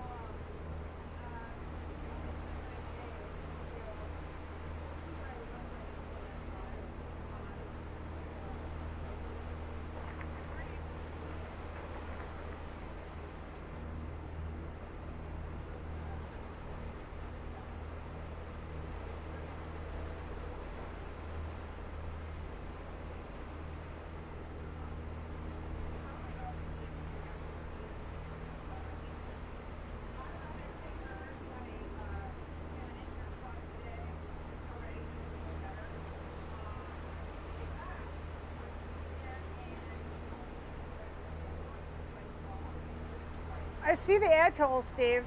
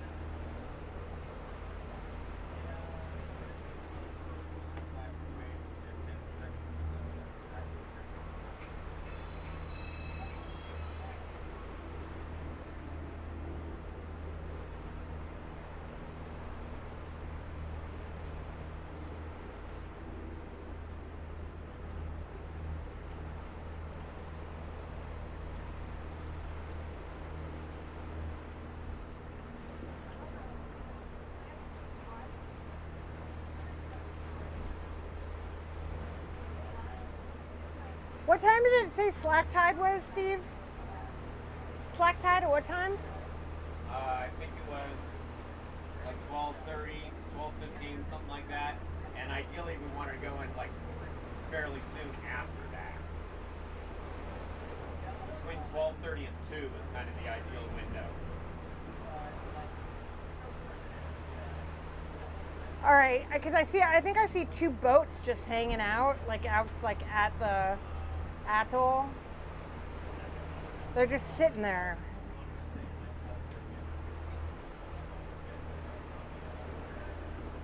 Restaurant meal. I forgot what that is.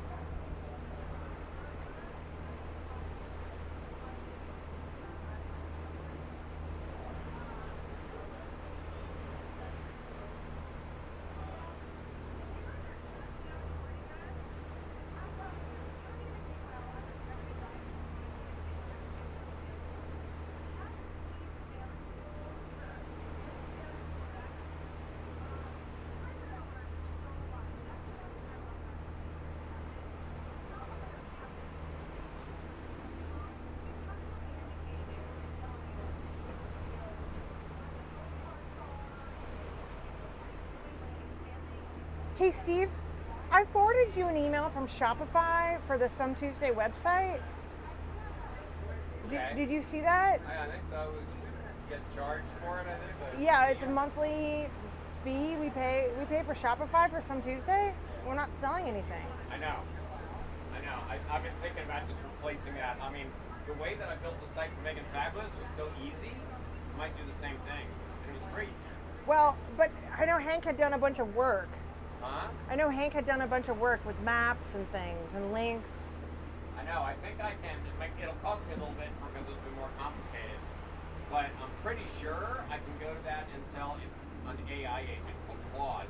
Tell Claude, go look at this existing site and replicate it exactly, and then All right. make improvements from there. But yeah, that's kind of on my to-do list.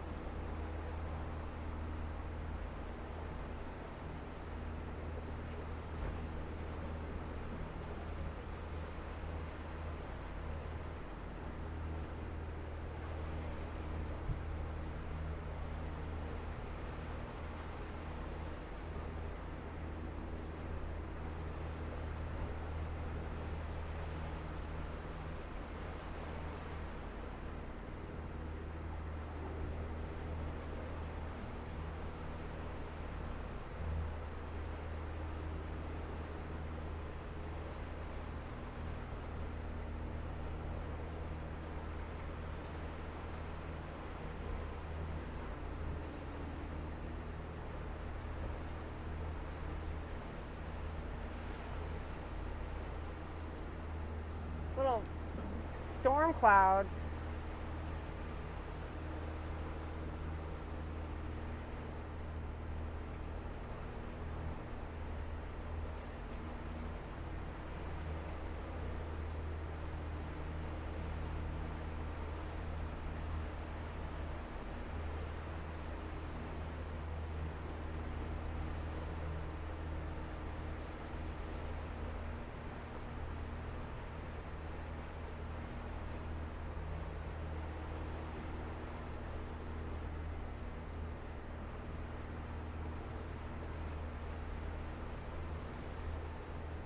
There's not a bird in the sky.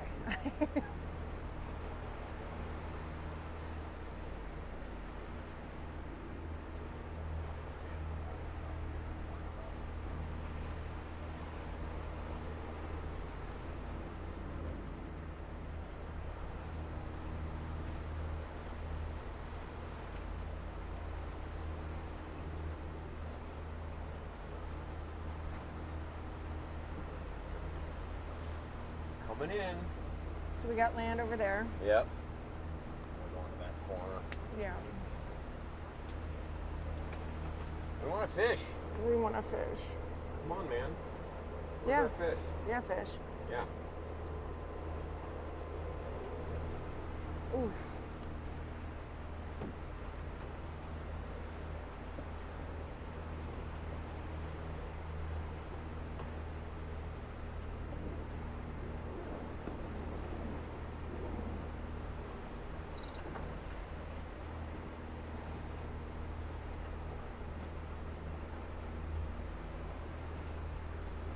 Pesky.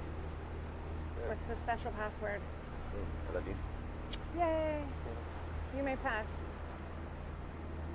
Oof. Well, I got my back in a good place. Oh, I know. good. Keep it that way. I know. Like that's why I'm not moving. Yeah. I good. might want to go and lay down like on the sun pad or something. Yeah, whatever. Just lay flat. But there's these little rain clouds that have been hanging over our heads for.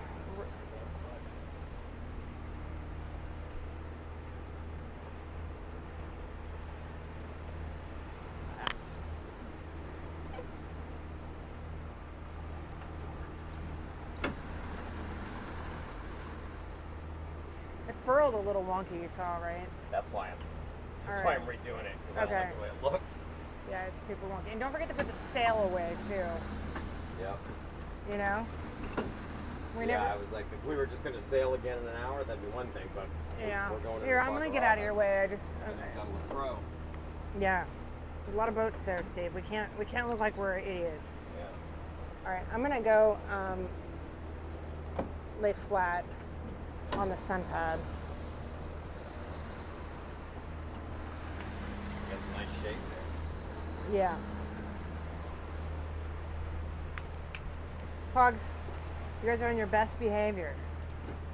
Best behavior.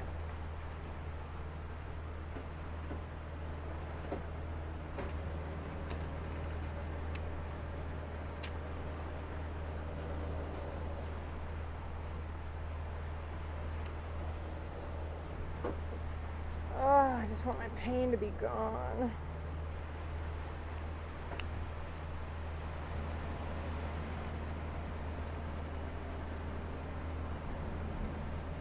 All right, you guys haven't howled in a hot minute, so I will give you a treat.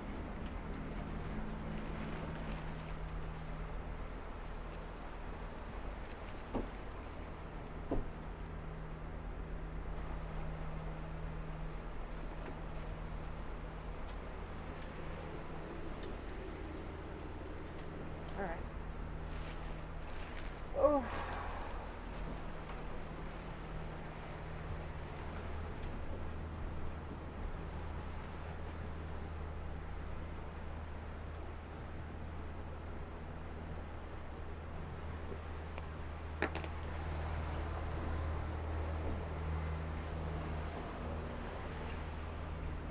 All right, I'm gonna go up on the sun pad.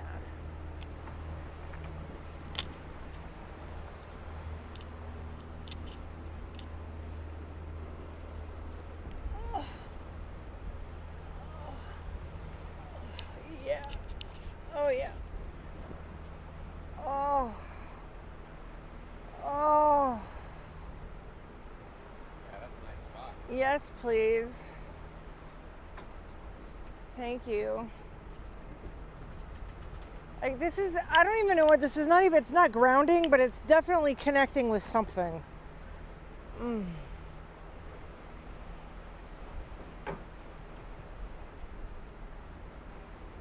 Oh.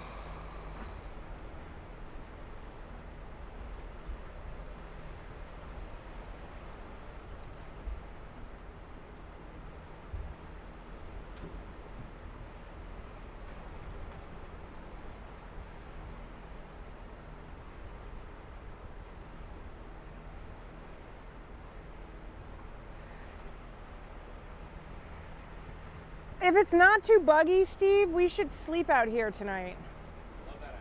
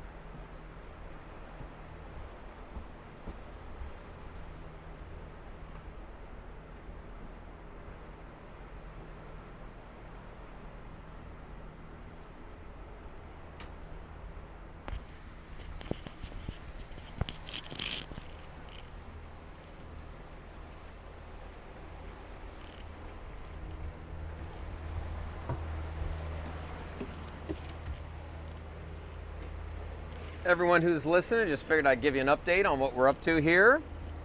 We have 11 miles to go to get to the pass, and that is the southern pass into Fakarava Atoll. For anyone who's new and hadn't been watching the last few days, these atolls are, I encourage you, Google it and look at some of the aerial pictures. We've put up some drone video and things like that that's worth looking at, but it's basically a big circular, not a perfect circle obviously, big circular coral reef, inside of which is a big lagoon. And most of them only have one or two ways to get in, and it's called the pass. And so you go through that pass, and then you're into protected waters where it's calmer, and there's, in many places you can find where it's protected from the wind and the current. The first one we ever anchored in, the water was so still, it actually felt like we were on land. It was crazy. But anyway, to bring you up to speed on these passes, what happens is, as the tide goes up, the atolls fill with water. And since there's only one or two ways for the water to get in there, is the water goes rushing in through the passes, which creates a lot of current in the pass. And then as the tide goes out, it drains and drains back out into the ocean, which creates current going out through the pass. So that's why we plan to try to go through them at slack tide, which is right between high tide and low tide, or between low tide and high tide. But it's right when it's switching from one to the other, and that's when, in theory, the water is as still as possible and there's as little current as possible. Some Tuesdays got two big diesels, so she's got a lot of power to overcome any current. But especially for a boat with less power, it could potentially be dangerous going through those passes if there was a lot of current coming at you or pushing you in. So that's why we're sitting here talking about slack tide and what is the timing. And we have 11 miles to go, so we're going to be there in about an hour and a half at this speed, which is actually a little bit too early. So depending on what the pass looks like, it might be, well, we'll get eyeballs on it and, you know, look at more data and make a decision for timing. But we might be drifting around for a little while, waiting for better timing to go in. But again, timing it right is right for safety. But once you're in these places, man, it's amazing. And Fakarava is supposed to be some of the best scuba diving on the planet. It's top 5. Top 5 I on think the you planet. got number 3 out of like the top 5. So we'll be sharing some underwater video, all that good stuff. The sharks come right up to the beach and they swim around you. Yeah, Megan's been reading about it. The sharks come. I've been watching. You have your microphone on, right? Yeah, I've been watching. Oh, okay, you can hear. I've been watching the videos, and I'm gonna overcome my fear. Yeah, it's pretty wild. It's gonna be pretty There's good. a restaurant where you put your feet in the water, and as you're eating, the sharks come and just swim up. Which I don't know if I'm that brave because, you know, they're gonna want food, but. So anyway, so we're probably gonna arrive right around noon, which is almost exactly what I forecast yesterday before we left. We're making up better time now because we're motoring, so now we can sail. We're motoring straight to it. But once that fish got away, I just said the heck with it and went ahead and dropped the sails, and we're motoring because I'm sorry. we want to get there. Sorry. And it gives us more control for a fish. If we catch a fish, we can just throttle down to idle and then sit here and fight the Yeah. fish. So I'm kind of hoping for that. I'm hoping too. Oh, I see some birds there. Straight ahead. Or just one bird.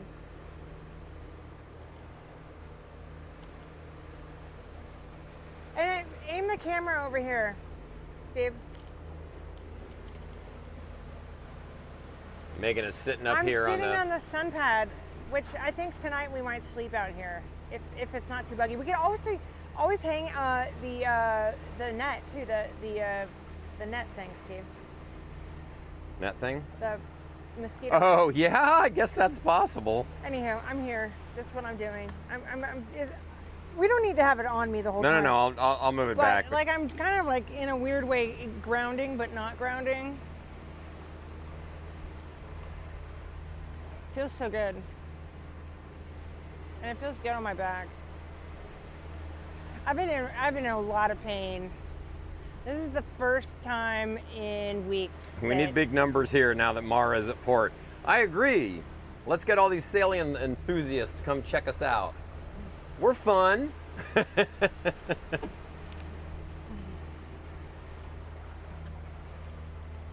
And it's actually, I mean, shoot, we're so different from what Mara's doing. I think it would be really, both of us, I don't for one second want to, take any of her viewers. I support what she's doing. I don't know her, obviously, but she seems really cool. But yeah, while she's in port and not doing much, by all means, we're pulling into one of the coolest atolls on the planet, and we're going to be posting some good stuff over the next few days. So definitely want to stay tuned for that. And our boat is very different. Mara's on a monohull, and we're on a catamaran. So we're kind of more like a floating apartment, And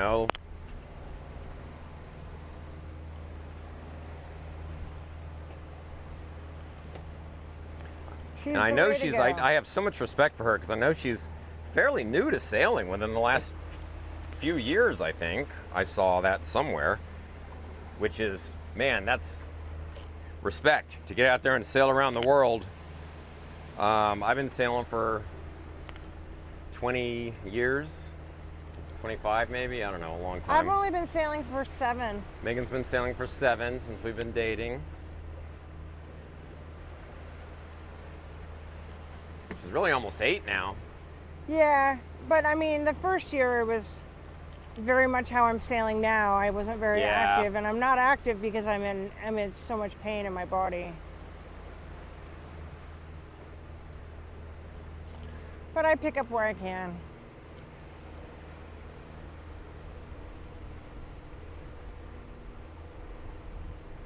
Yeah, good idea, Craig. We're just sitting here for the next couple hours, chilling and waiting to arrive. So if you have any questions, anything you want to chat about, anything you want us to tell you more about, Yeah, ask away. fire away.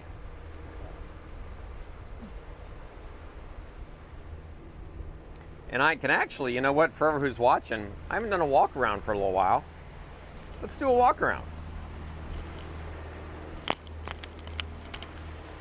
For anyone that's new to the stream, that's where I take my remote camera and I'll walk around and I'll show you where we're going into. You can't see much of the atoll yet, but it's coming.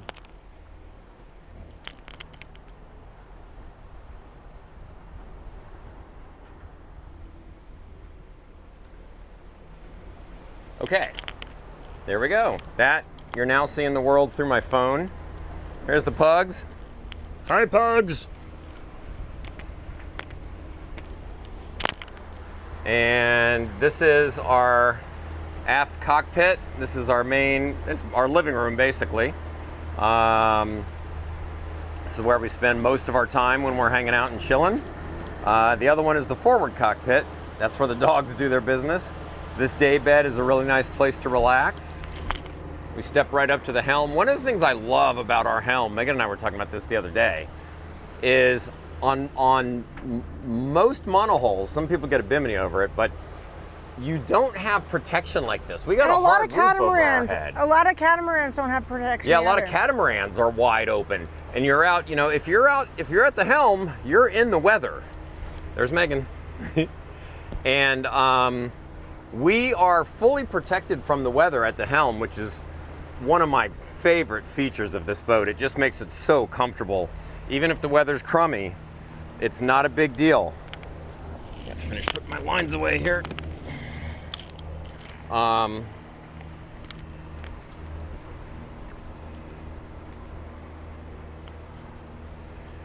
This was the furling line from I was just furling the head sail.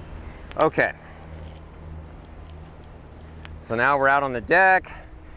We had to get all these fenders out because we actually tied to a dock last time for the first time in months.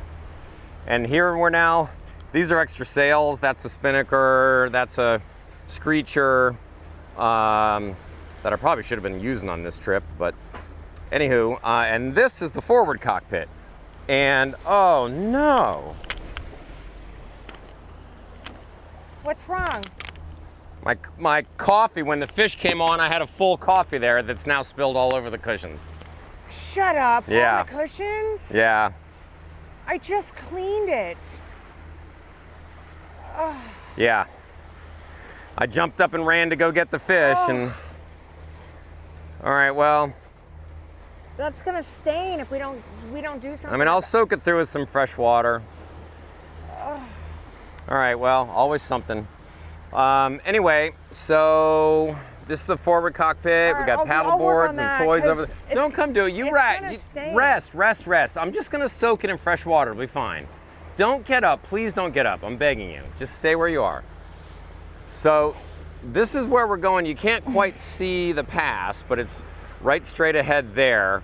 The atoll runs this way. You can see this corner of it over there.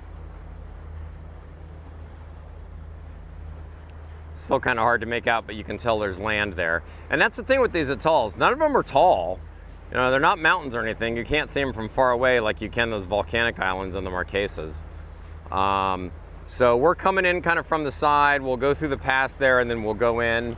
And everything else, even though there's atolls over there, everything's far enough away that we're totally out of sight of land.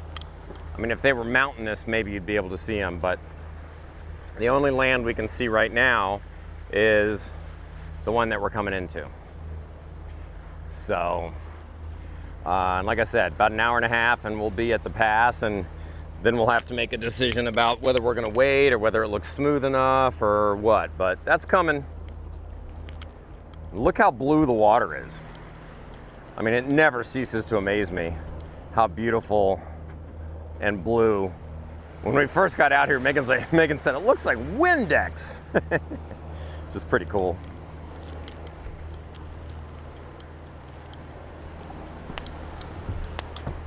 All right, so now I'm gonna go soak through this doggone coffee stain. Jumped up to get that fish and I left my coffee there, and the waves pushed it back over right onto the cushions. All right.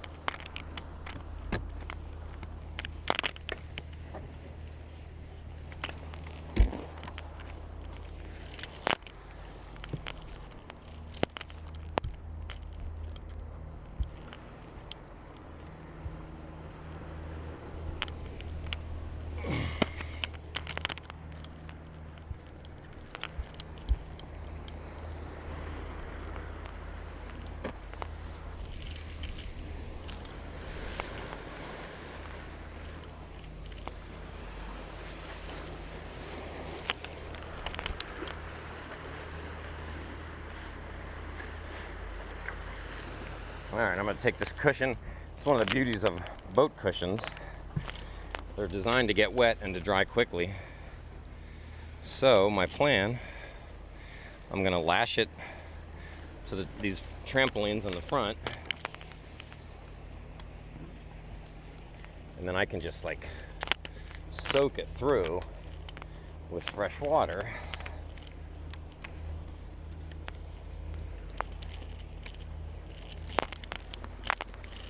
I should have been running my water maker so I had nice full tanks. I get a little spoiled because these atolls are so clean. You can run the water maker inside them.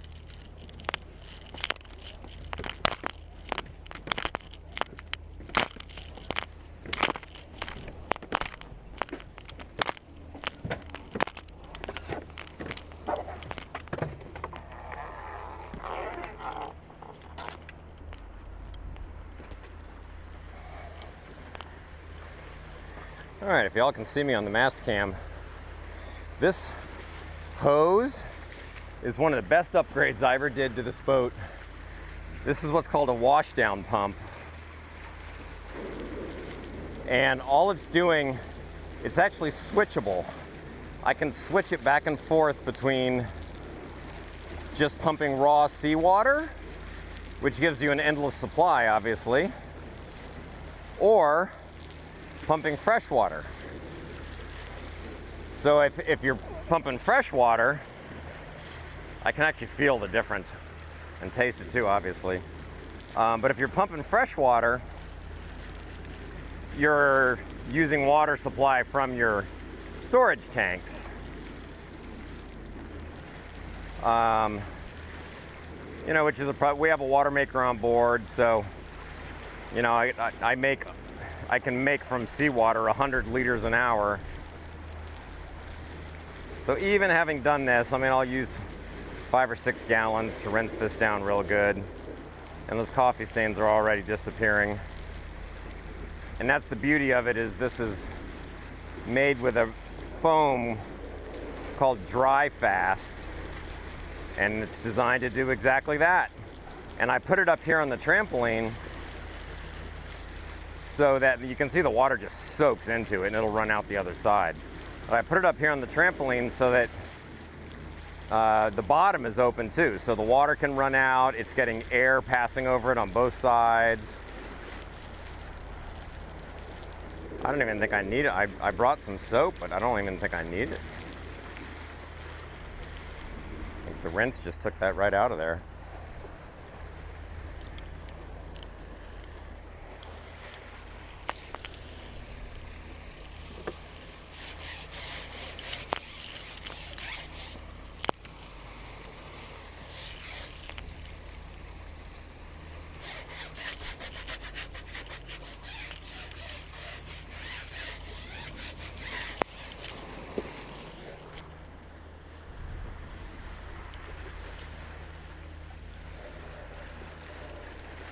So the way you use this when you need a lot of water is you use seawater to rinse down the decks or to wash or scrub or even laundry.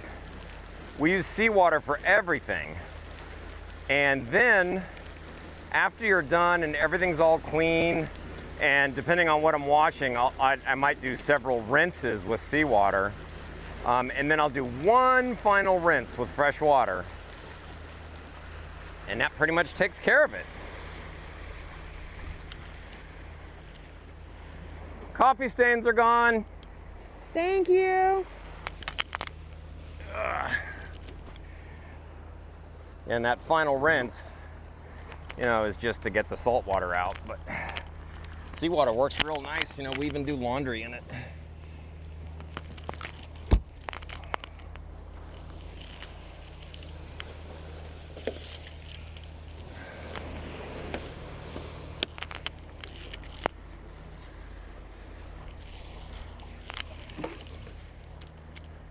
All right, and in the sun, that'll dry pretty quickly, I suspect.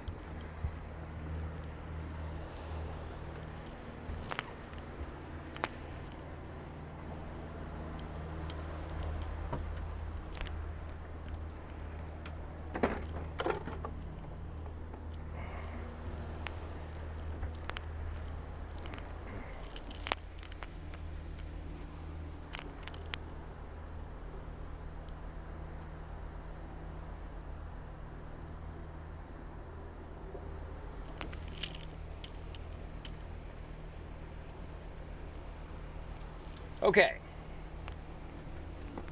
Yeah, the seawater really, you know, it gives you got a garden hose with an endless supply of water. And as long as depending on what you're washing, as long as you do one final rinse with fresh, you're good to go. And that washdown pump was not on the boat.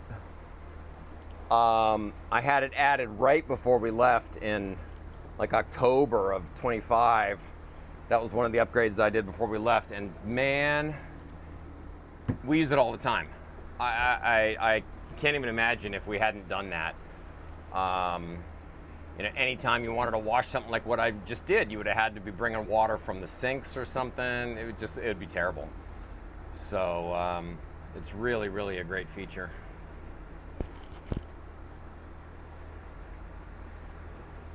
By the way, everybody, just this morning, I posted up a new video that's not an exciting action-packed video or anything, but it gives you a complete summary of our 5-year plan using a map, and I use a little drawing tool to actually draw on the map and zoom in and out. So if you're interested in our what's called a float plan, normal people call that an itinerary, but sailors like to make up words. But that video that just went up this morning, you can, if you spend, I think it's 3, maybe 4 minutes, and it'll give you a quick summary of our path around the world. And then if you want to watch 17 minutes, you'll get all of the details about, you know, cruising through the South Pacific Islands and the Caribbean and all of our plans. So there is, if you're interested in where are we going, where have we been, what exact places in the world are we going to visit, we're visiting, the itinerary is something like 76 different countries, and I think 105 ports of call. Although realistically, it's probably many more than that now. Many more ports of call, because, like, for example, Nukuhiva, we anchored in 3 different places. If you count that as 3 ports of call, it's probably hundreds of ports of call, because we tend to move around a lot and try new spots, things like that. So, but anyway, if you're interested in the actual plans and the itinerary, that is by far the #1 question we get from people is, where are you going next? You know, what are the plans? So yeah, check out that video. I had a lot of people ask me to do that, and I finally got around to doing it.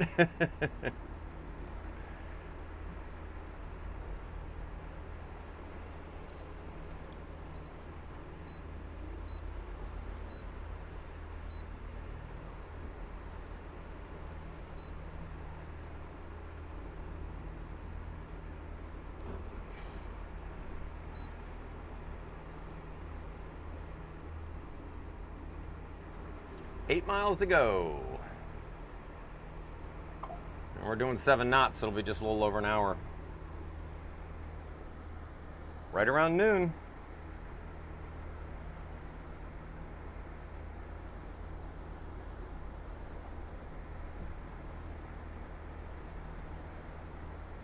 And slack tide is predicted to be at, can't read anything,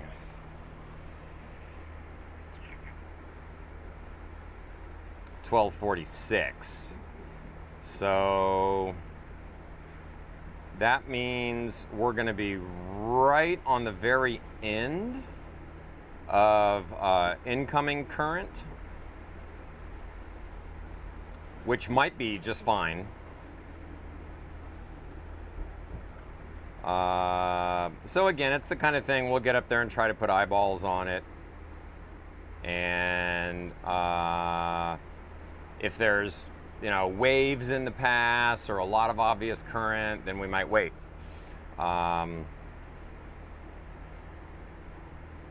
If it's fairly flat, then we may go for it. But I don't make those sorts of decisions till I see the water.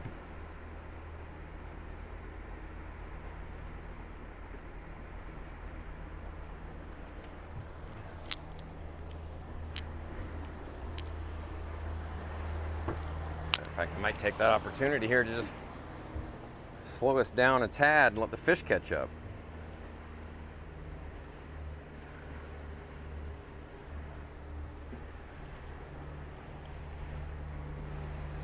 Maybe the fish will like that speed better.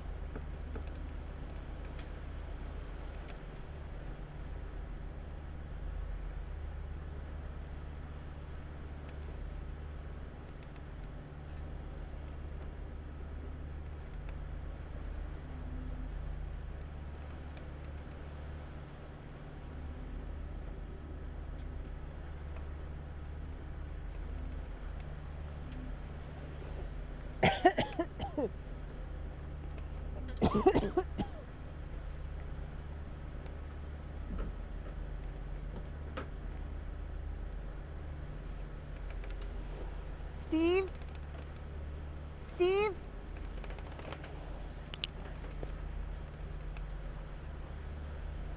Steve?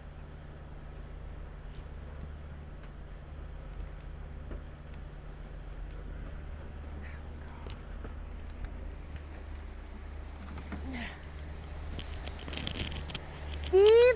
Yeah. Oh, you're here, okay.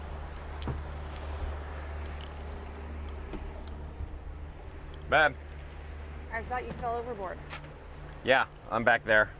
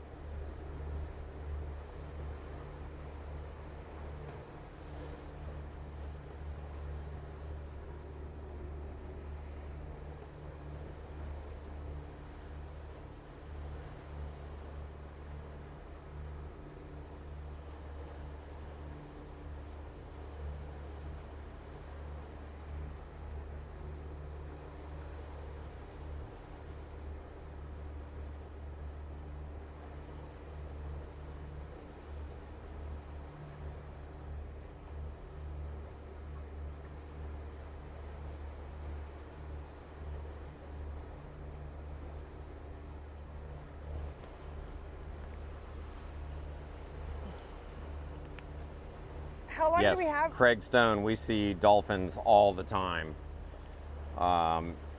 It's relatively common, in fact. We've got a number of videos up on the site showing that. And I actually got a new one coming that's got some dolphin footage in it that'll be published within a couple days. So yeah, the biggest pod of dolphins I ever saw was in Mexico and was absolutely incredible. It had to have been, I don't know, probably at least 50 individuals. Hey Steve, sorry to interrupt. You have the binos right there. What's that white? Are those two ships that are directly in front of us? Are they ships? The white things?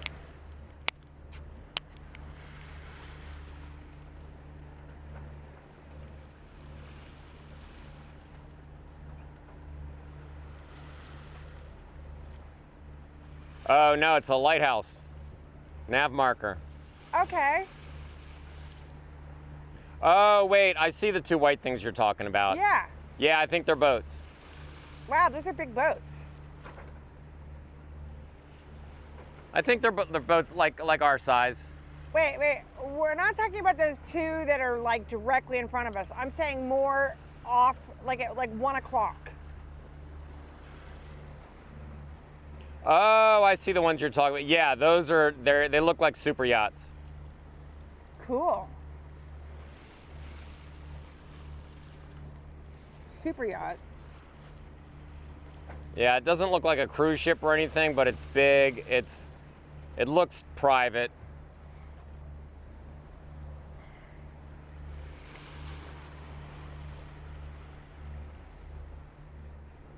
Interesting. I wonder if they anchor out there and then take a tender inside. That, or they're waiting to have Yeah. like a pilot boat. Oh yeah, it could They're be. waiting on slack tide.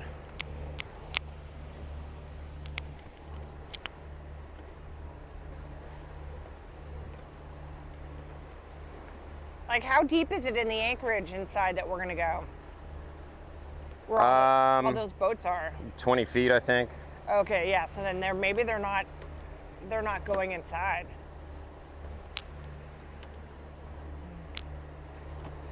Because those two boats have been sitting there for a while. Yeah, slack tide's at like 12:30 or something. Remember I told you that I said, like, look on the chart, there's two boats Yeah. just sitting there? One of them comes up on AIS, the other one I couldn't get a reading on it.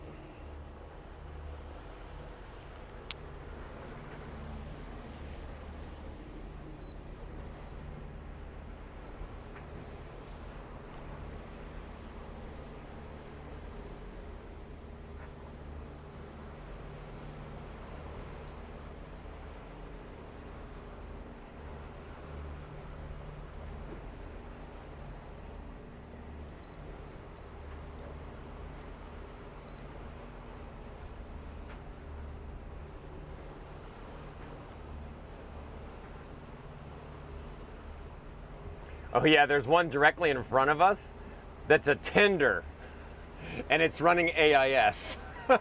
Yeah, see? Yeah, it's gotta be for the super yacht.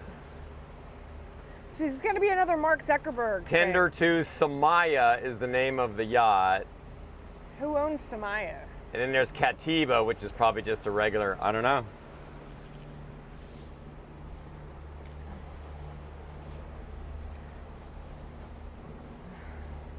Oh, I fell asleep there for a minute. That was great. Yeah, tender to Samaya. How do you spell Samaya? 9 meters, that's a 27-foot tender. Ours is 12 feet for comparison, everybody. Okay, wait. So what's S-A-M-A-Y-A. S-A-M? A-Y-A. Motor yacht? Yeah.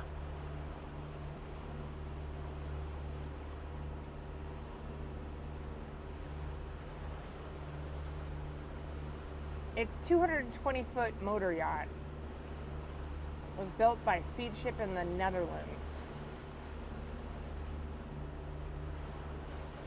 That's the first big ship we've seen in the Tuamotus anywhere. Yeah. Oh wow, it's big.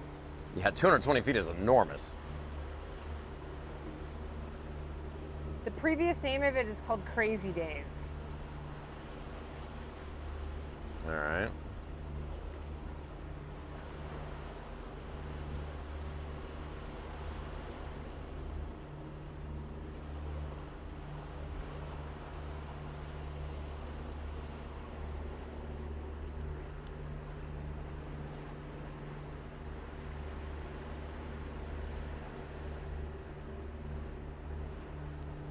It was built in 2017. Like some Tuesday. Yep. Yeah, Craig, there's a few little white caps out there.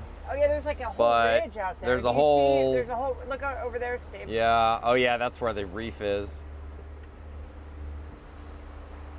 But it's not bothering us right now. The seas are behind us, so it's pretty Can you comfy. throw the line out or no? Yeah. All right, I'll be right back. I'm gonna go and hit the head. Being on our best behavior, aren't we?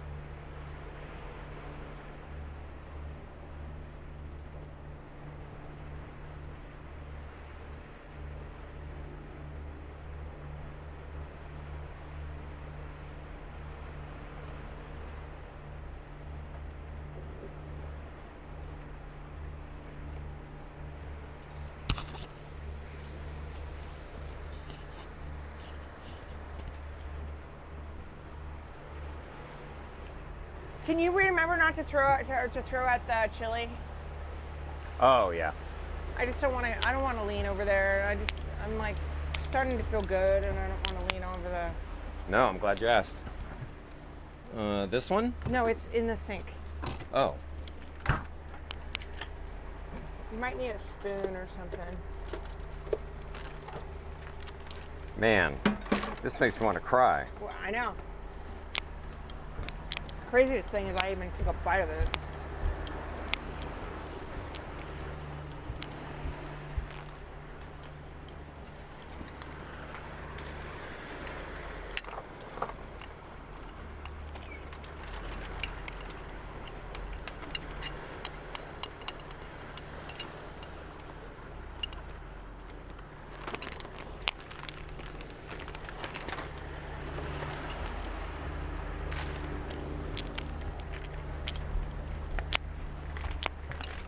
All right, fish got something to eat.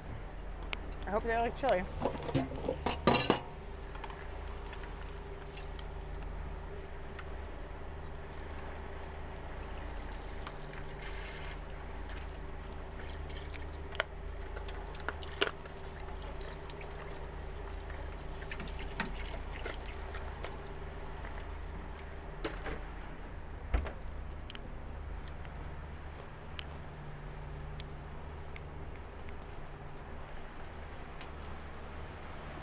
Thanks, Dave. All right. What am I missing? I mean, those are like 2 motor yachts. Mm-hmm. Right. Throw some nuts. Yeah.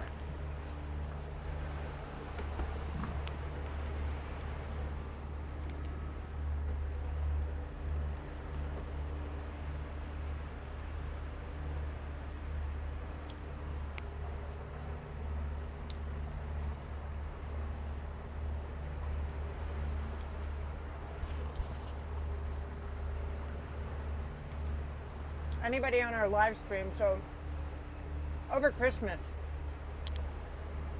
on New Year's actually, we were in the Sea of Cortez in Mexico.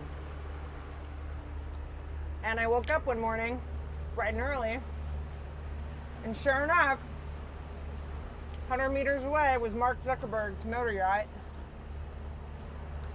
And it was a spectacle. I mean, he had the helicopter bringing people in, they were running people ashore. And they were there for 2 nights. Right there from us. Those motor yachts have their AIS turned off. I'm not surprised.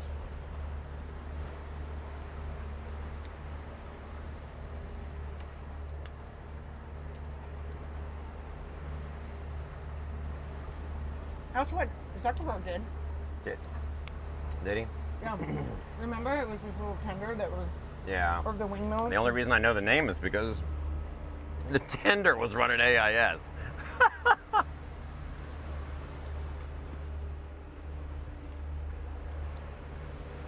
I wonder if, or maybe you probably know this. If the tender is over a certain length, it probably has to run it, right? Yeah, that's probably why. Or actually, because if it's commercial, it's required. Maybe that's it. They're big.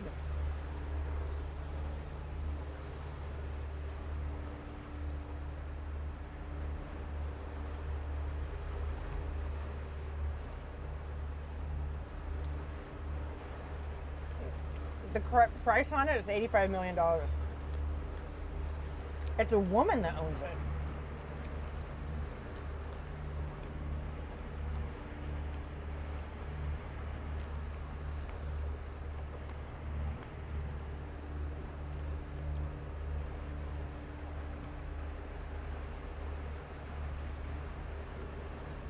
She's worth $1.5 billion. Wow. She's 66 years old. She's from Switzerland.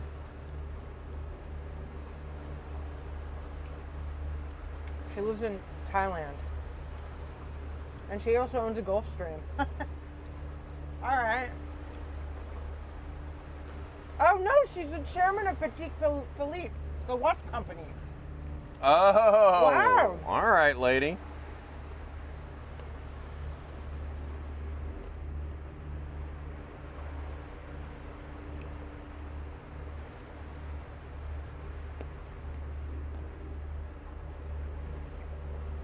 All right.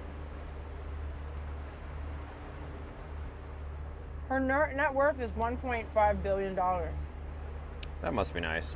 which she's accumulated through her family's ownership of Patek Patek, I guess. Philippe.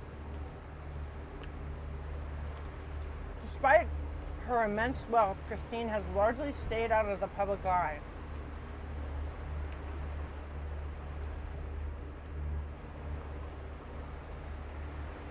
All right. There's no even photo of her.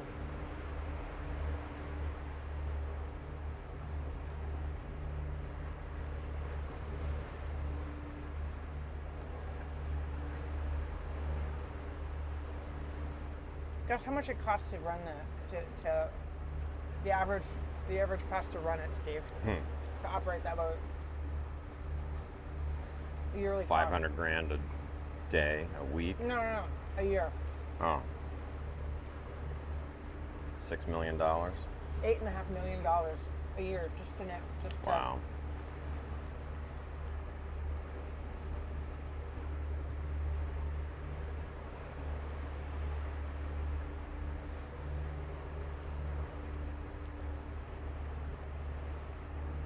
Oh, it's specifically designed for remote diving expeditions.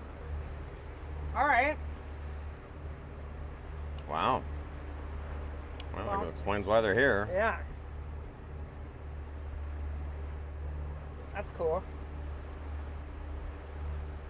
Look at it. Wow. Got a helipad on it. It's specifically designed for remote diving expeditions and exploring the world autonomously for long periods of time in safety and comfort. True to the brief, the dive room in the stern space houses every conceivable diving facilities, including a nitrox-enriched air system. The main deck aft features a bespoke flat-bottom plunge pool. Oh, they have a plunge pool built in. Let's go make friends. Let's go make friends with them. Yeah. That can be filled with hot water. Oh, they can do hot water for post-dive recovery. Oh, they have a hot tub, Steve. Yeah. Can we go be friends? Yeah. Yeah, we'll just bop on over there.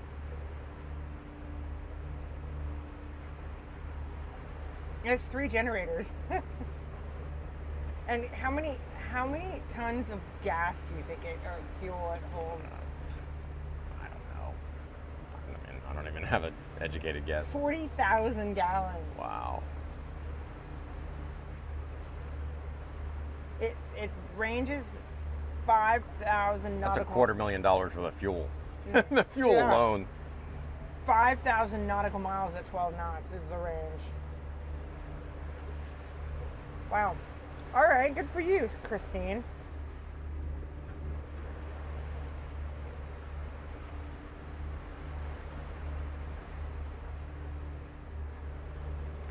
She can accommodate up to 10 guests in 5 staterooms with 7 crew members waiting on their every need.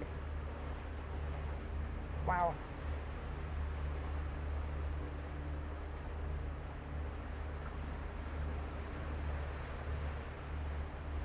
It's called a diving yacht. That's cool. Good for them. Yeah.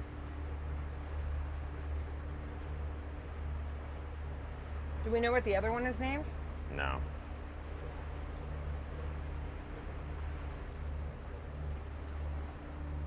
I love that a woman owns it.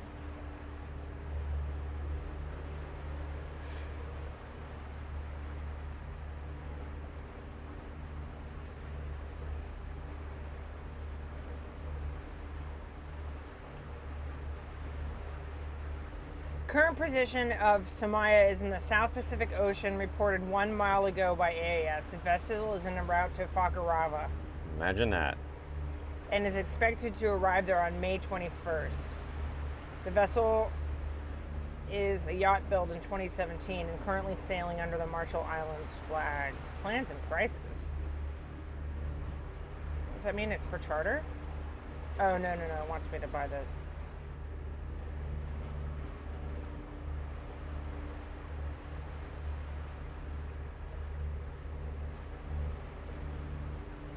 So it was in Rangaroa on the 18th.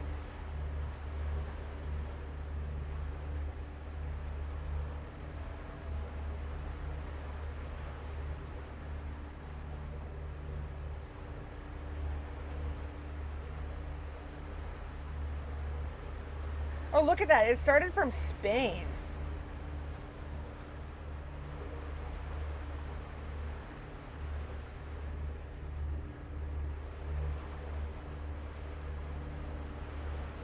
That's cool.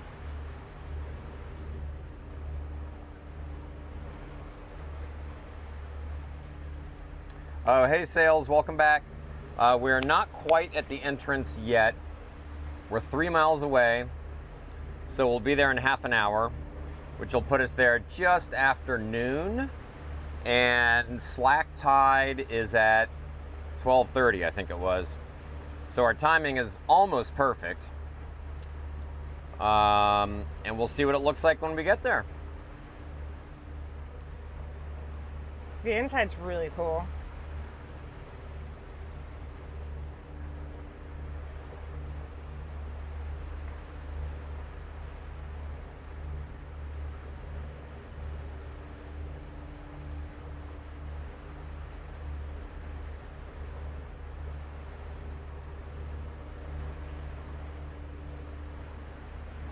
Okay. That's just the bar. That's just the lounge area.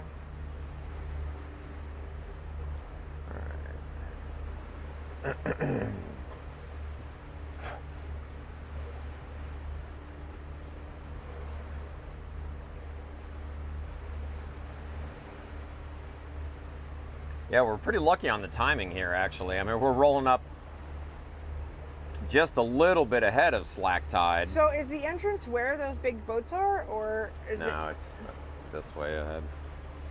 Oh, so they're inside. Are they?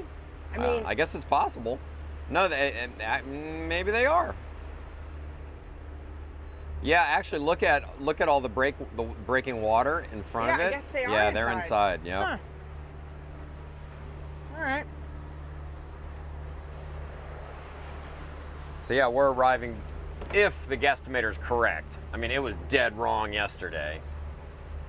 Oh, there's birds. There's birds. All right, fishing rod's still out.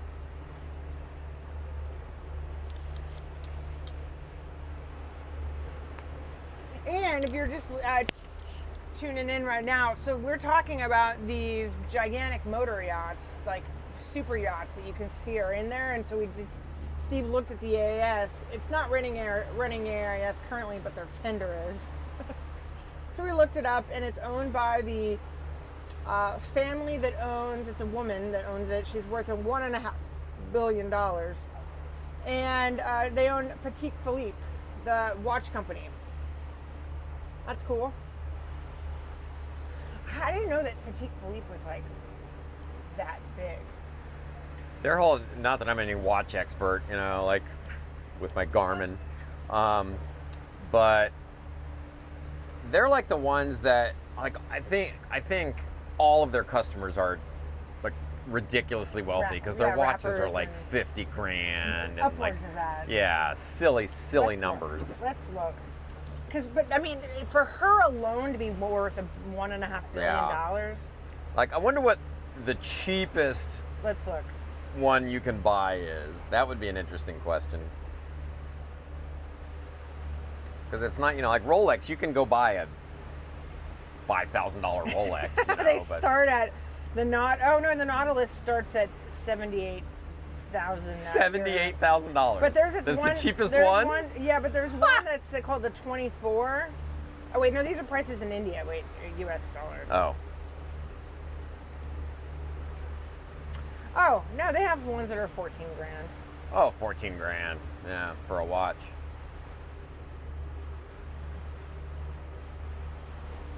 So fun. I'm so over that. I mean, there was a time in my life when I was in corporate world and I wanted the fancy watch. Yeah, same. I never had one like that. I was gonna buy a Rolex at one point in my life. Ugh. And I was just, I don't know why it was. You're gonna get a Corvette with it? No. But it was, I mean, I already had the Mercedes and the Porsche.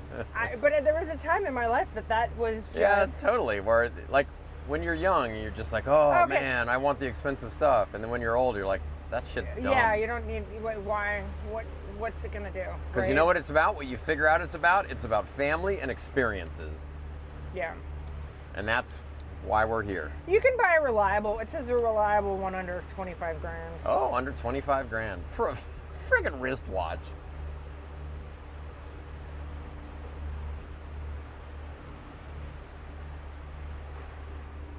Yeah, that doesn't appeal to me at all. All right, well, good for them. Yep. They built an empire. I know. Or their family, anyway. Yeah. She just, But yeah, inherited that. I certainly don't begrudge anyone, you know, like No. the whole hating on the rich thing I think is silly. They're You can't hate on the making rich. jobs and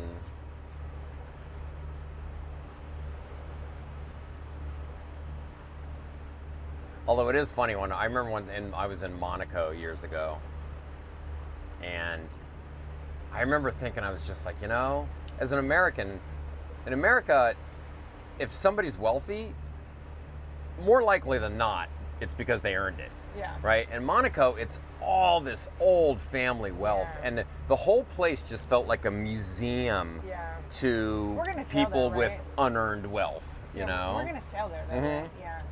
like I really everywhere, wanna go there's like there. Lamborghinis and stuff like that Yeah. all over the place, and I've you just seen know that they're all, you know, kids that were born into that life, which, you know, okay, lucky you. But I definitely respect it less. They didn't earn it. Yeah.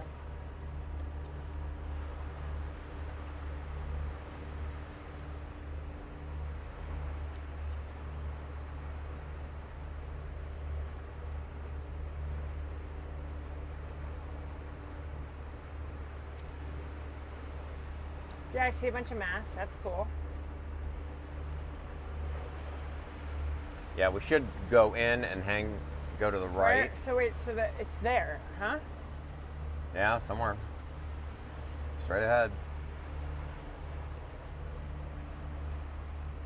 Gosh, my this feels the best it's felt in weeks. That's good. And it's all because I slept all day yesterday. I just did the tens on it. Do more of that. I haven't been standing as the boat's moving. I'm not Really, standing like in catch yourself, and you're like today, you were gonna jump up and go clean that coffee, a- you Oh, 'cause know. I And knew it's it like, was stained. well, I cleaned it. Yeah, you did it. And thank you for doing it right away. That would have sucked.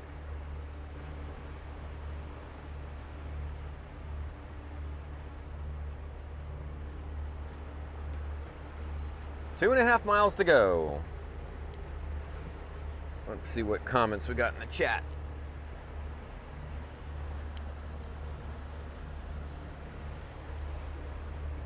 It's kind of interesting for all of you guys listening, watching us go through these passes. Even though now we're a little bit more experienced, Yeah, I'm not as it still stressed can be a out. little hair-raising, like I'm not as stressed out. coming right out now. yesterday, once that current hit us, that was definitely like a pucker moment. Pucker moment. Yeah. TMI, Steve.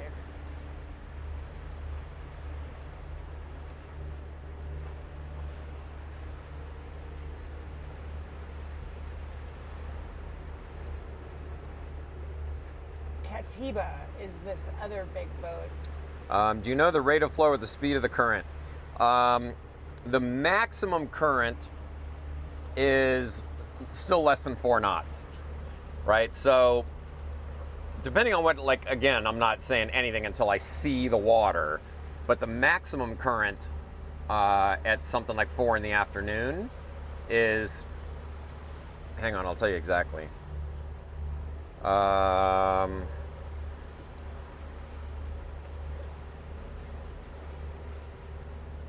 3.8 knots.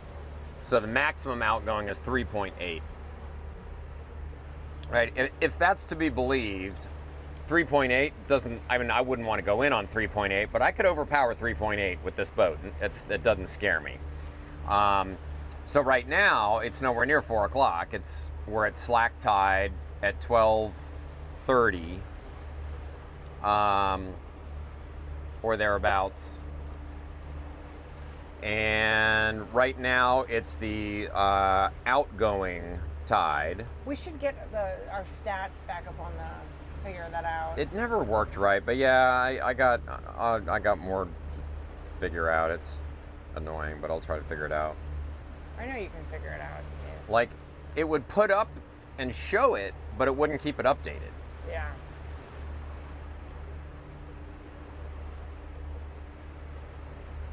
Yeah, 352 is the maximum outgoing current of 3.8 knots.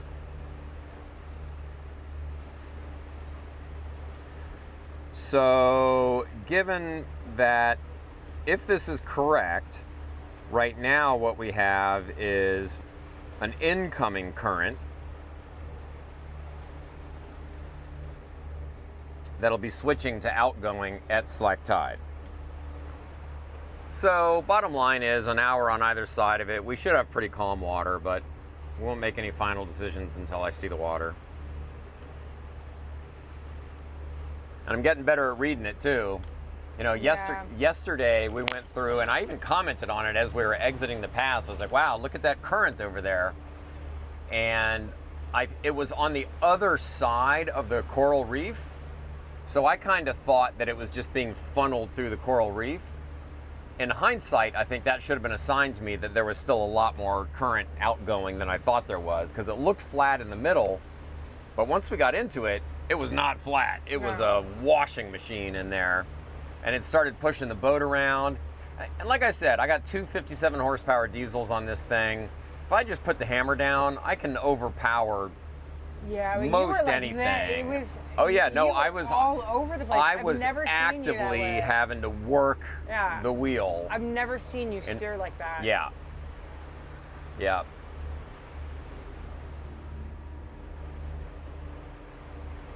Yeah, it was something. It was Just a couple moments there of slightly elevated So is this the blood pass pressure. right here? No, I mean it should be right directly in front of us, according to. But I don't know.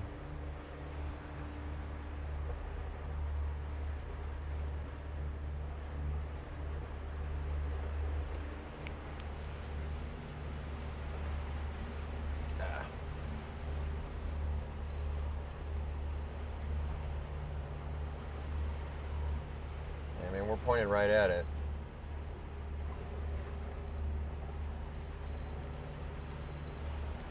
We're not. It's right here, I think. So we're pointed this way, but it's like right there, I think. If that's it. Or it's right there.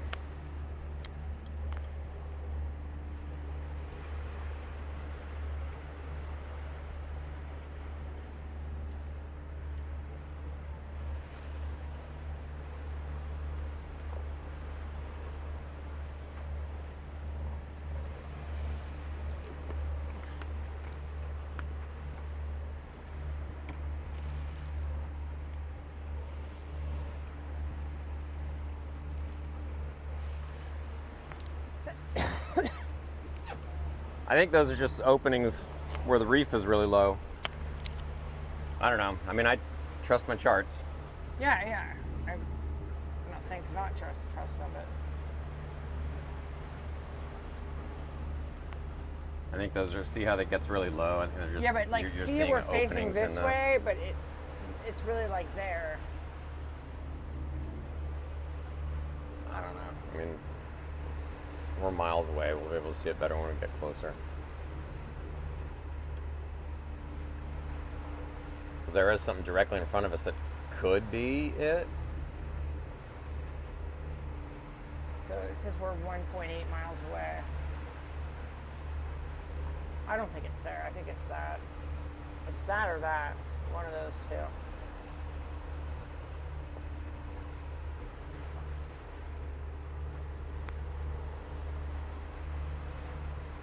Because then you have all these boats, you can see them there. So it's. I don't know. Follow the charts and get up there and see what we see.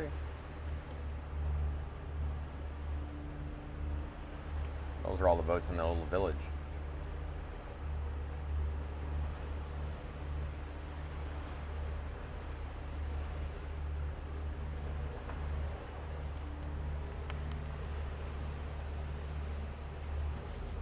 It doesn't show any nav markers on the outside.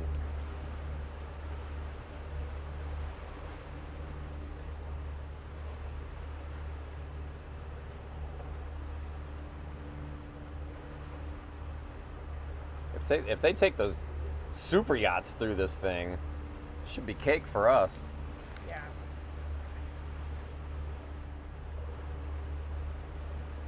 I think they do go in with tugboats, though. Pilot boats of some kind. Because when I was making the reservation at one of the boxes was, do you need a pilot? And it was unclear whether they meant a pilot like a person coming on board that knows the water, which is sometimes what they do.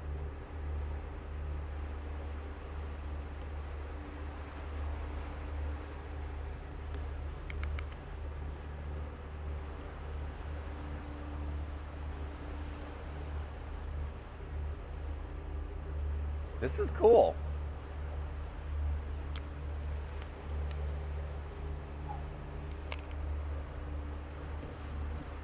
All right, let me go get the headsets.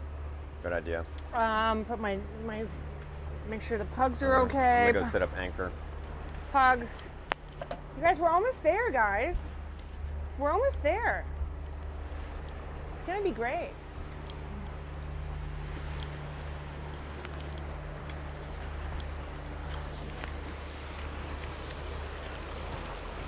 We're almost there, monkeys.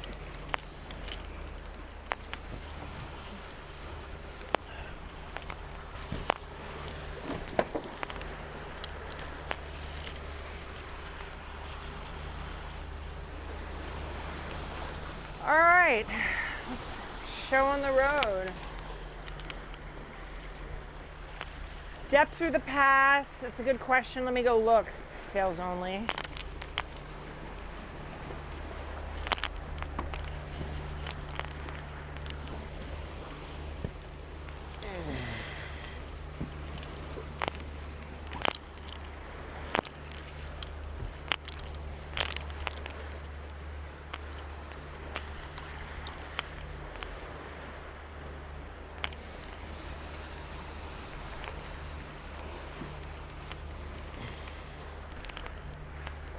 You know, I can't see on the chart what it is.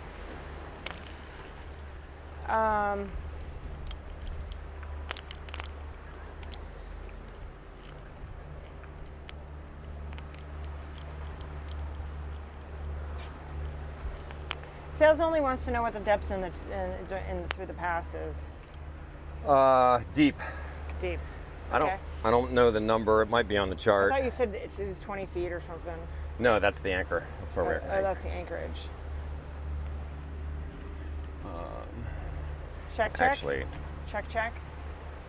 where's the iPad? I want that.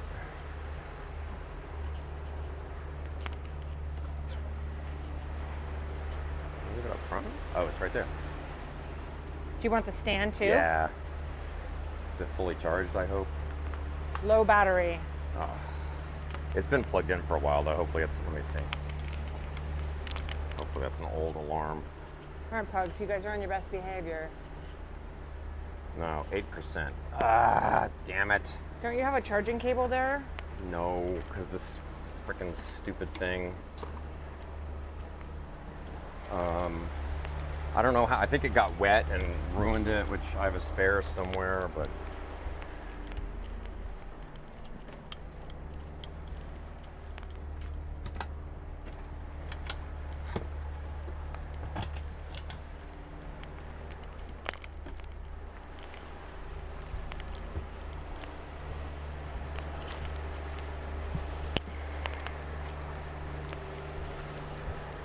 Okay.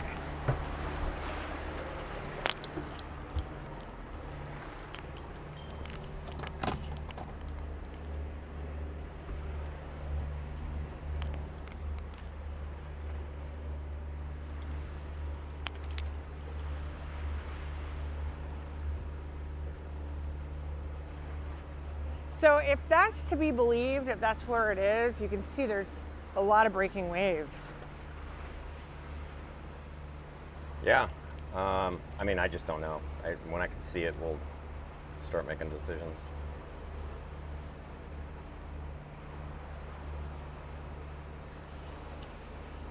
I think those breaking waves are not it.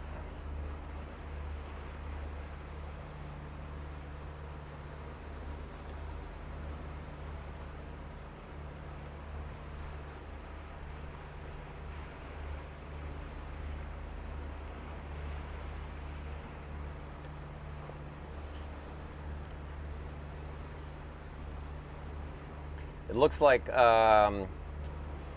Sales, I think it was you that asked the question. The pass is 98 feet deep. That's great. Yeah, so depth is, and there's a lot of scuba diving sites in it. It actually has marked on the chart is a navigation line. So that's kind of nice. There's actually 3 big super yachts in there, Steve. Okay. So yeah, all in all, pretty luxurious. Easy approach, in theory. Famous last words, but should be fine. I mean, if they can drive that super yacht through there, I think we can get some Tuesday through it.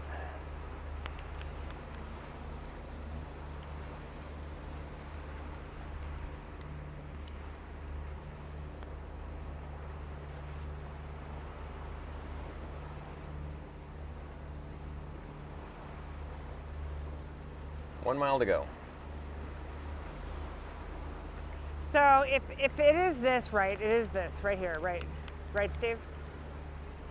Not according to the chart. I mean, when we get closer, we'll know, but I don't think so.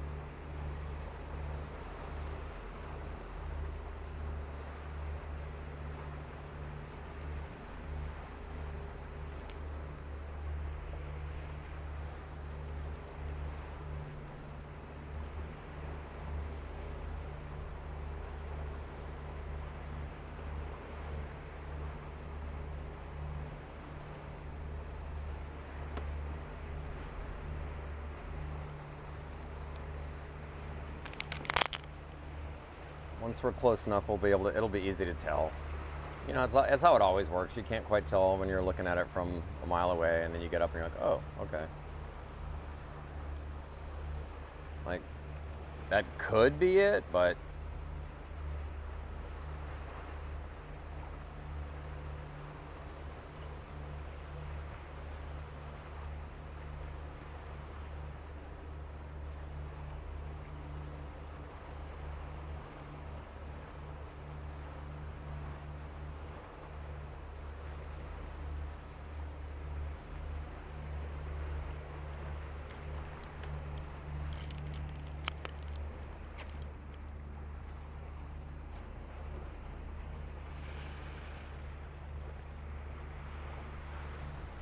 those are breaking waves all the way across that thing. I hope that's not it. Well, and then also you can't see it, but I can see it. There's rocks that come out. It's a very, very narrow area. I think it's going to be like Taiohae Bay. It's like, because of the angle right now, we just can't see it. It's being hidden by the trees and the angle.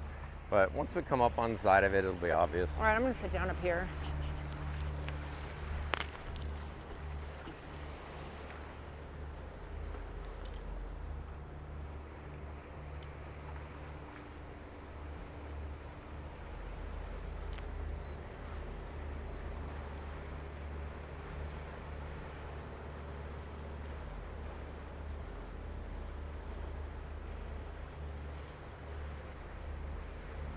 Might be just to the left of those, like where all those breaking waves are. Go to the left, go to the left, go to the left, and you see breaking waves, and then there's a little spot there where there aren't any for a while. I'm thinking that might be it.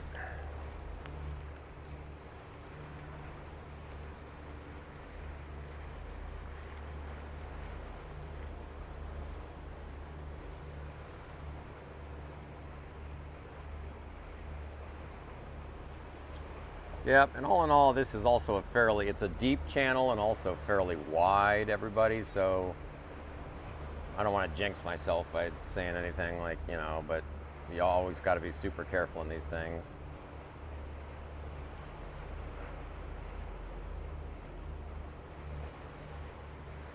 Oh, let me point the mast camera back straight ahead so you guys get a better view.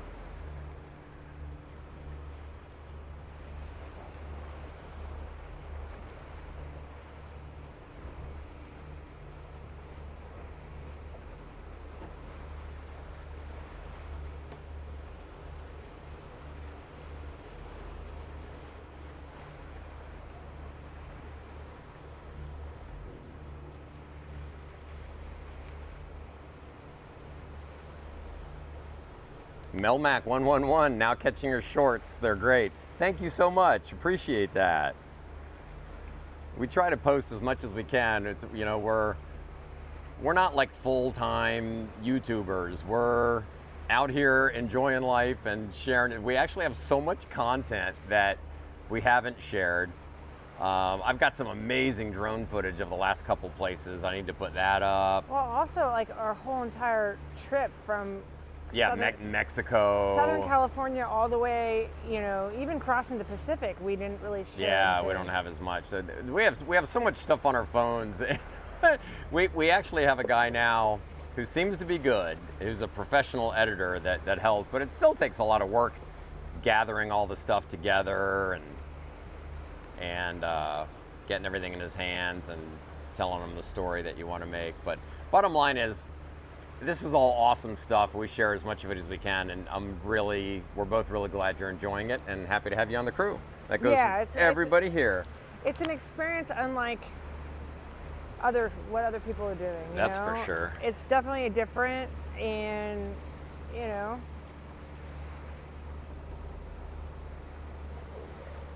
a lot of highs, lows. Should we take the fishing pole out, Steve? Oh shit! Yes, thank you. I didn't want to nag you. I'm trying not to nag, but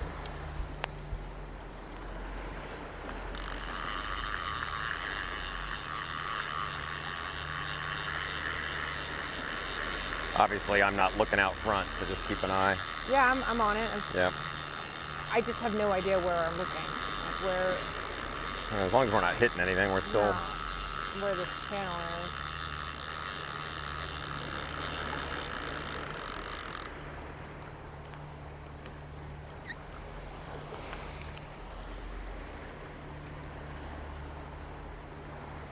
There's something I want you to look at with the binoculars. What? I'm a dumbass. Oh boy. I don't think we hit anything anyway, but those lures come with little plastic guards on the fish hook so you don't poke yourself. I didn't take them off. Oh. Hey Steve, are you back at the helm? Uh-huh. Look straight out in the middle of this opening here. Is that a boat that's just sitting there? Or is that debris or rock? Do you see it? Straight out in the middle of the opening. Yeah, right here. Is that a boat sitting right there?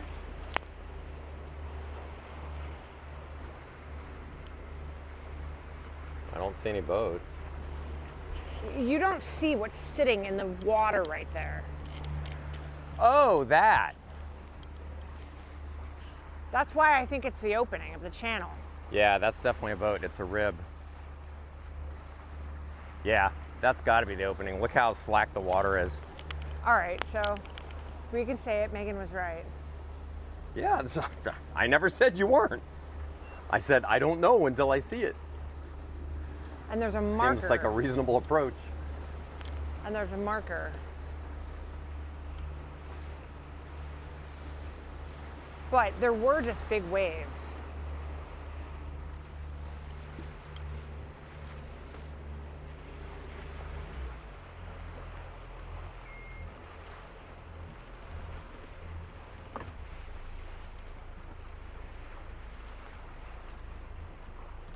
All right, let's put some eyeballs on this thing. I don't know if He just came out. he's a scuba diver. Oh, he is? They're diving in there? Very likely. Yo, yeah. That was the place that they were telling. Yep, I see divers in the water. That was the place that Dietmar was talking about. Is you got to dive in this channel. Wow. Look at those waves. Yeah, the entrance is over on the left side. And the waves that you're seeing crashing, that's because that's where the reef is. That's why that's where the divers are. Those are big waves. Yeah. We will leave that boat well to starboard. Okay, yeah. Wow. It's. Oh, yeah. Is that a person I see in the water? Yeah.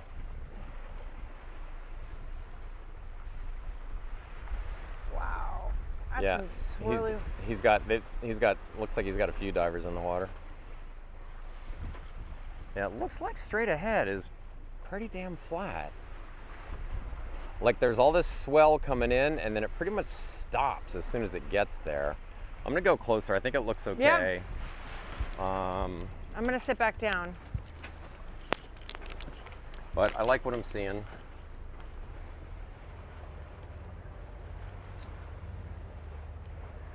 Okay, everybody. Those waves are I ginormous. still haven't made a final determination of whether we're going through, but it looks pretty good. If you're able to see it, there's a little rib, a little boat. Rib stands for rigid inflatable boat. And he's got scuba divers in the water. So we're gonna need to watch. I mean, we're gonna be we'll leave him well to starboard, so we'll be left of him. And then just past of him, Steve, there's other things that are in the water. Yep. You can see that. I don't know if you can see it, but and you see that there's a human being, I think, popping up. I mean, he's well out of the Over by the rib, right? Not anymore, but it's like a human. It looks like not in the middle of the channel. Not in the middle. He's off, but it looks like he could be sitting on a surfboard. Is he on the other side of the rib? Yes. Or He's not in your way, but there's somebody sitting on like a okay. surfboard. If they're on the other side of that rib from us, I don't care about them. Yeah, you can see his head right now. Okay, You can see him Okay. standing or sitting on a paddleboard of some sort.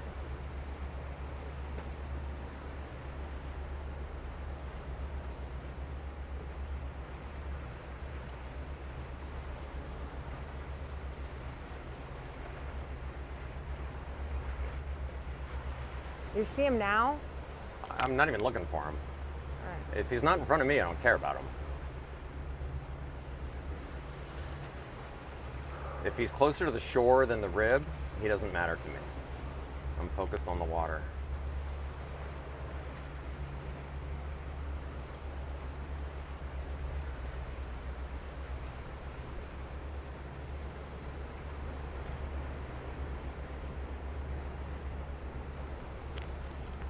Okay, now you're pointing at him. He's on a surfboard. Okay.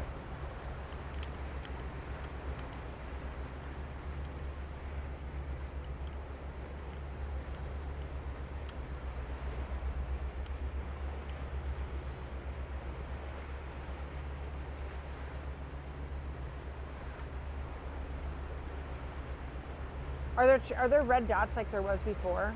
Yes, there's an actual official nav line on the chart. So that's Amazing. kind of beautiful. Amazing. All right, I'm still liking the way it looks. It looks flat. calm to me. Yep. I mean, as calm as it's gonna be. Yeah. I mean, in half an hour it might be a little bit better, but It looks good to me. we're in 60 feet of water here. And I'm glad he's moving in because he's actually out on the nav line. But all of his divers should be closer to shore than he is. 62 feet. Current feels good. Feels like there's still some incoming current. You can see it, but it's not heavy. Which means I think Guesstimator got it right this time. I mean, I just see one person. That surfer's there over there. Now look, he's right there, the surfer.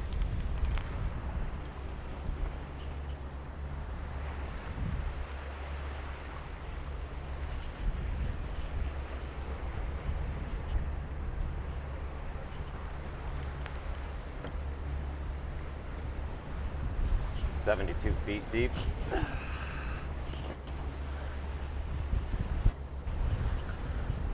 Yeah, plenty of water here. A little bit of current. Yeah, it's pushing me. Not bad though. I don't know what this is right in front of us. I see it. It looks like it's some kind of float. Coconut or, I think it's marking a dive site actually. okay. This, right? That float. Yeah. Is this The little white float, is that what you're talking right here? about? Yeah. Yeah. Is this really the channel right here? Yeah. How deep is it? It doesn't look deep at all. 97. Oh, wow. Wow.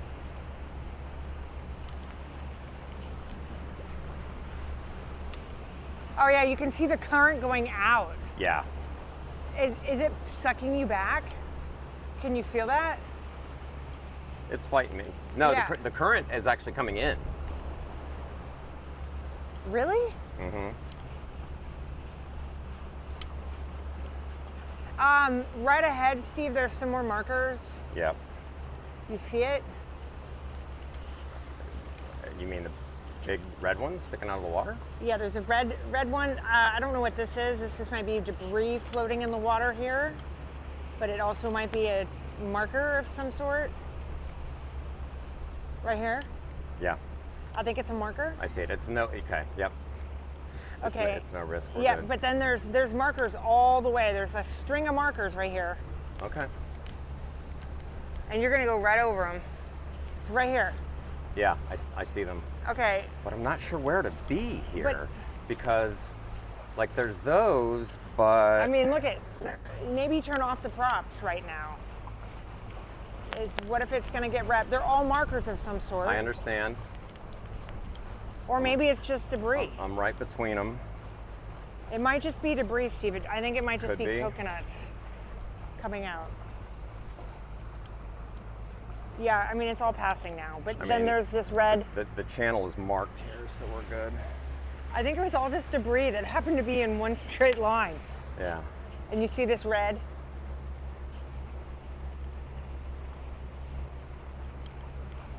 25 feet here.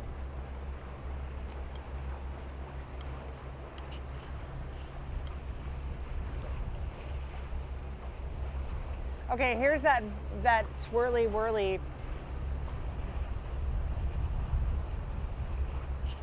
Okay, I don't know if this is a marker or this is a coconut. You're gonna split it. Oh no, yeah, okay, yeah, you're good. You're good. It's right here.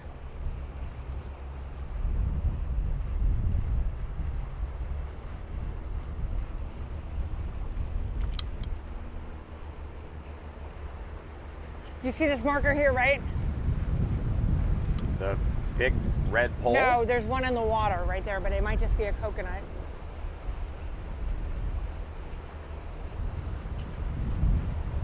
This is hairy. Yeah.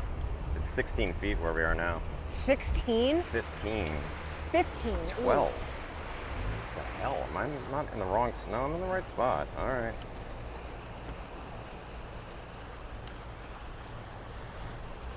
How does that super yacht come through here with that kind of depth? Maybe it came through the northern entrance. Maybe. But this looks very shallow here, Steve. There's a sandbar here. Yeah, I see it. That's what So what those green markers are telling us. Right, but should you be going like that? I'm not going over there, babe. The sandbar? I'm not going anywhere near it. This? Huh? This is shallow right here, Steve. Babe, that's not where I'm going. I'm going Okay. straight ahead. Okay. Right? Look straight ahead. See between those markers. Here? Uh-huh. Okay. You're gonna go around it, is what I'm understanding. Around. Those green markers are marking the channel. They will be left to starboard. Okay, thank you for clarifying that.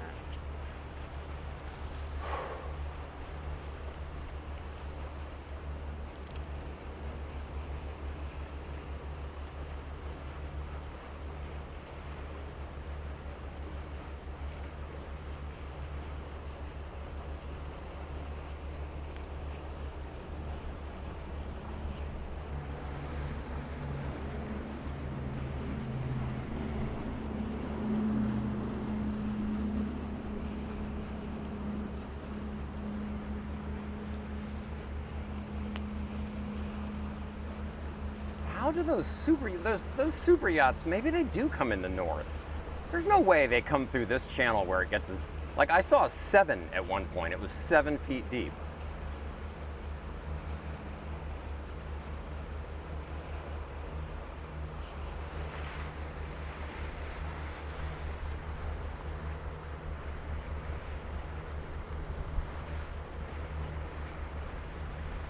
I wonder what those things draft.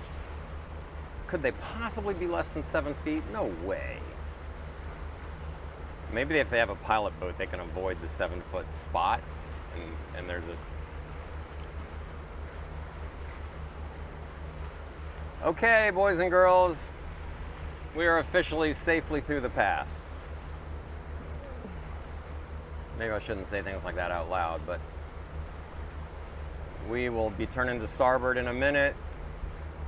Like I say, the channel is marked here, so I feel pretty good about good, safe water.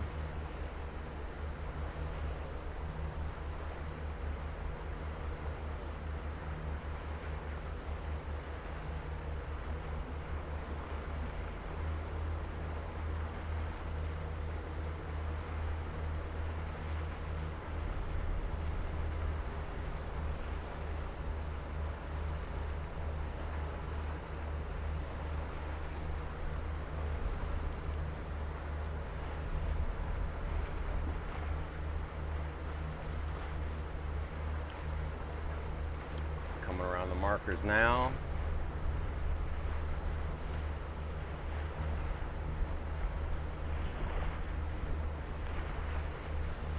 Awesome.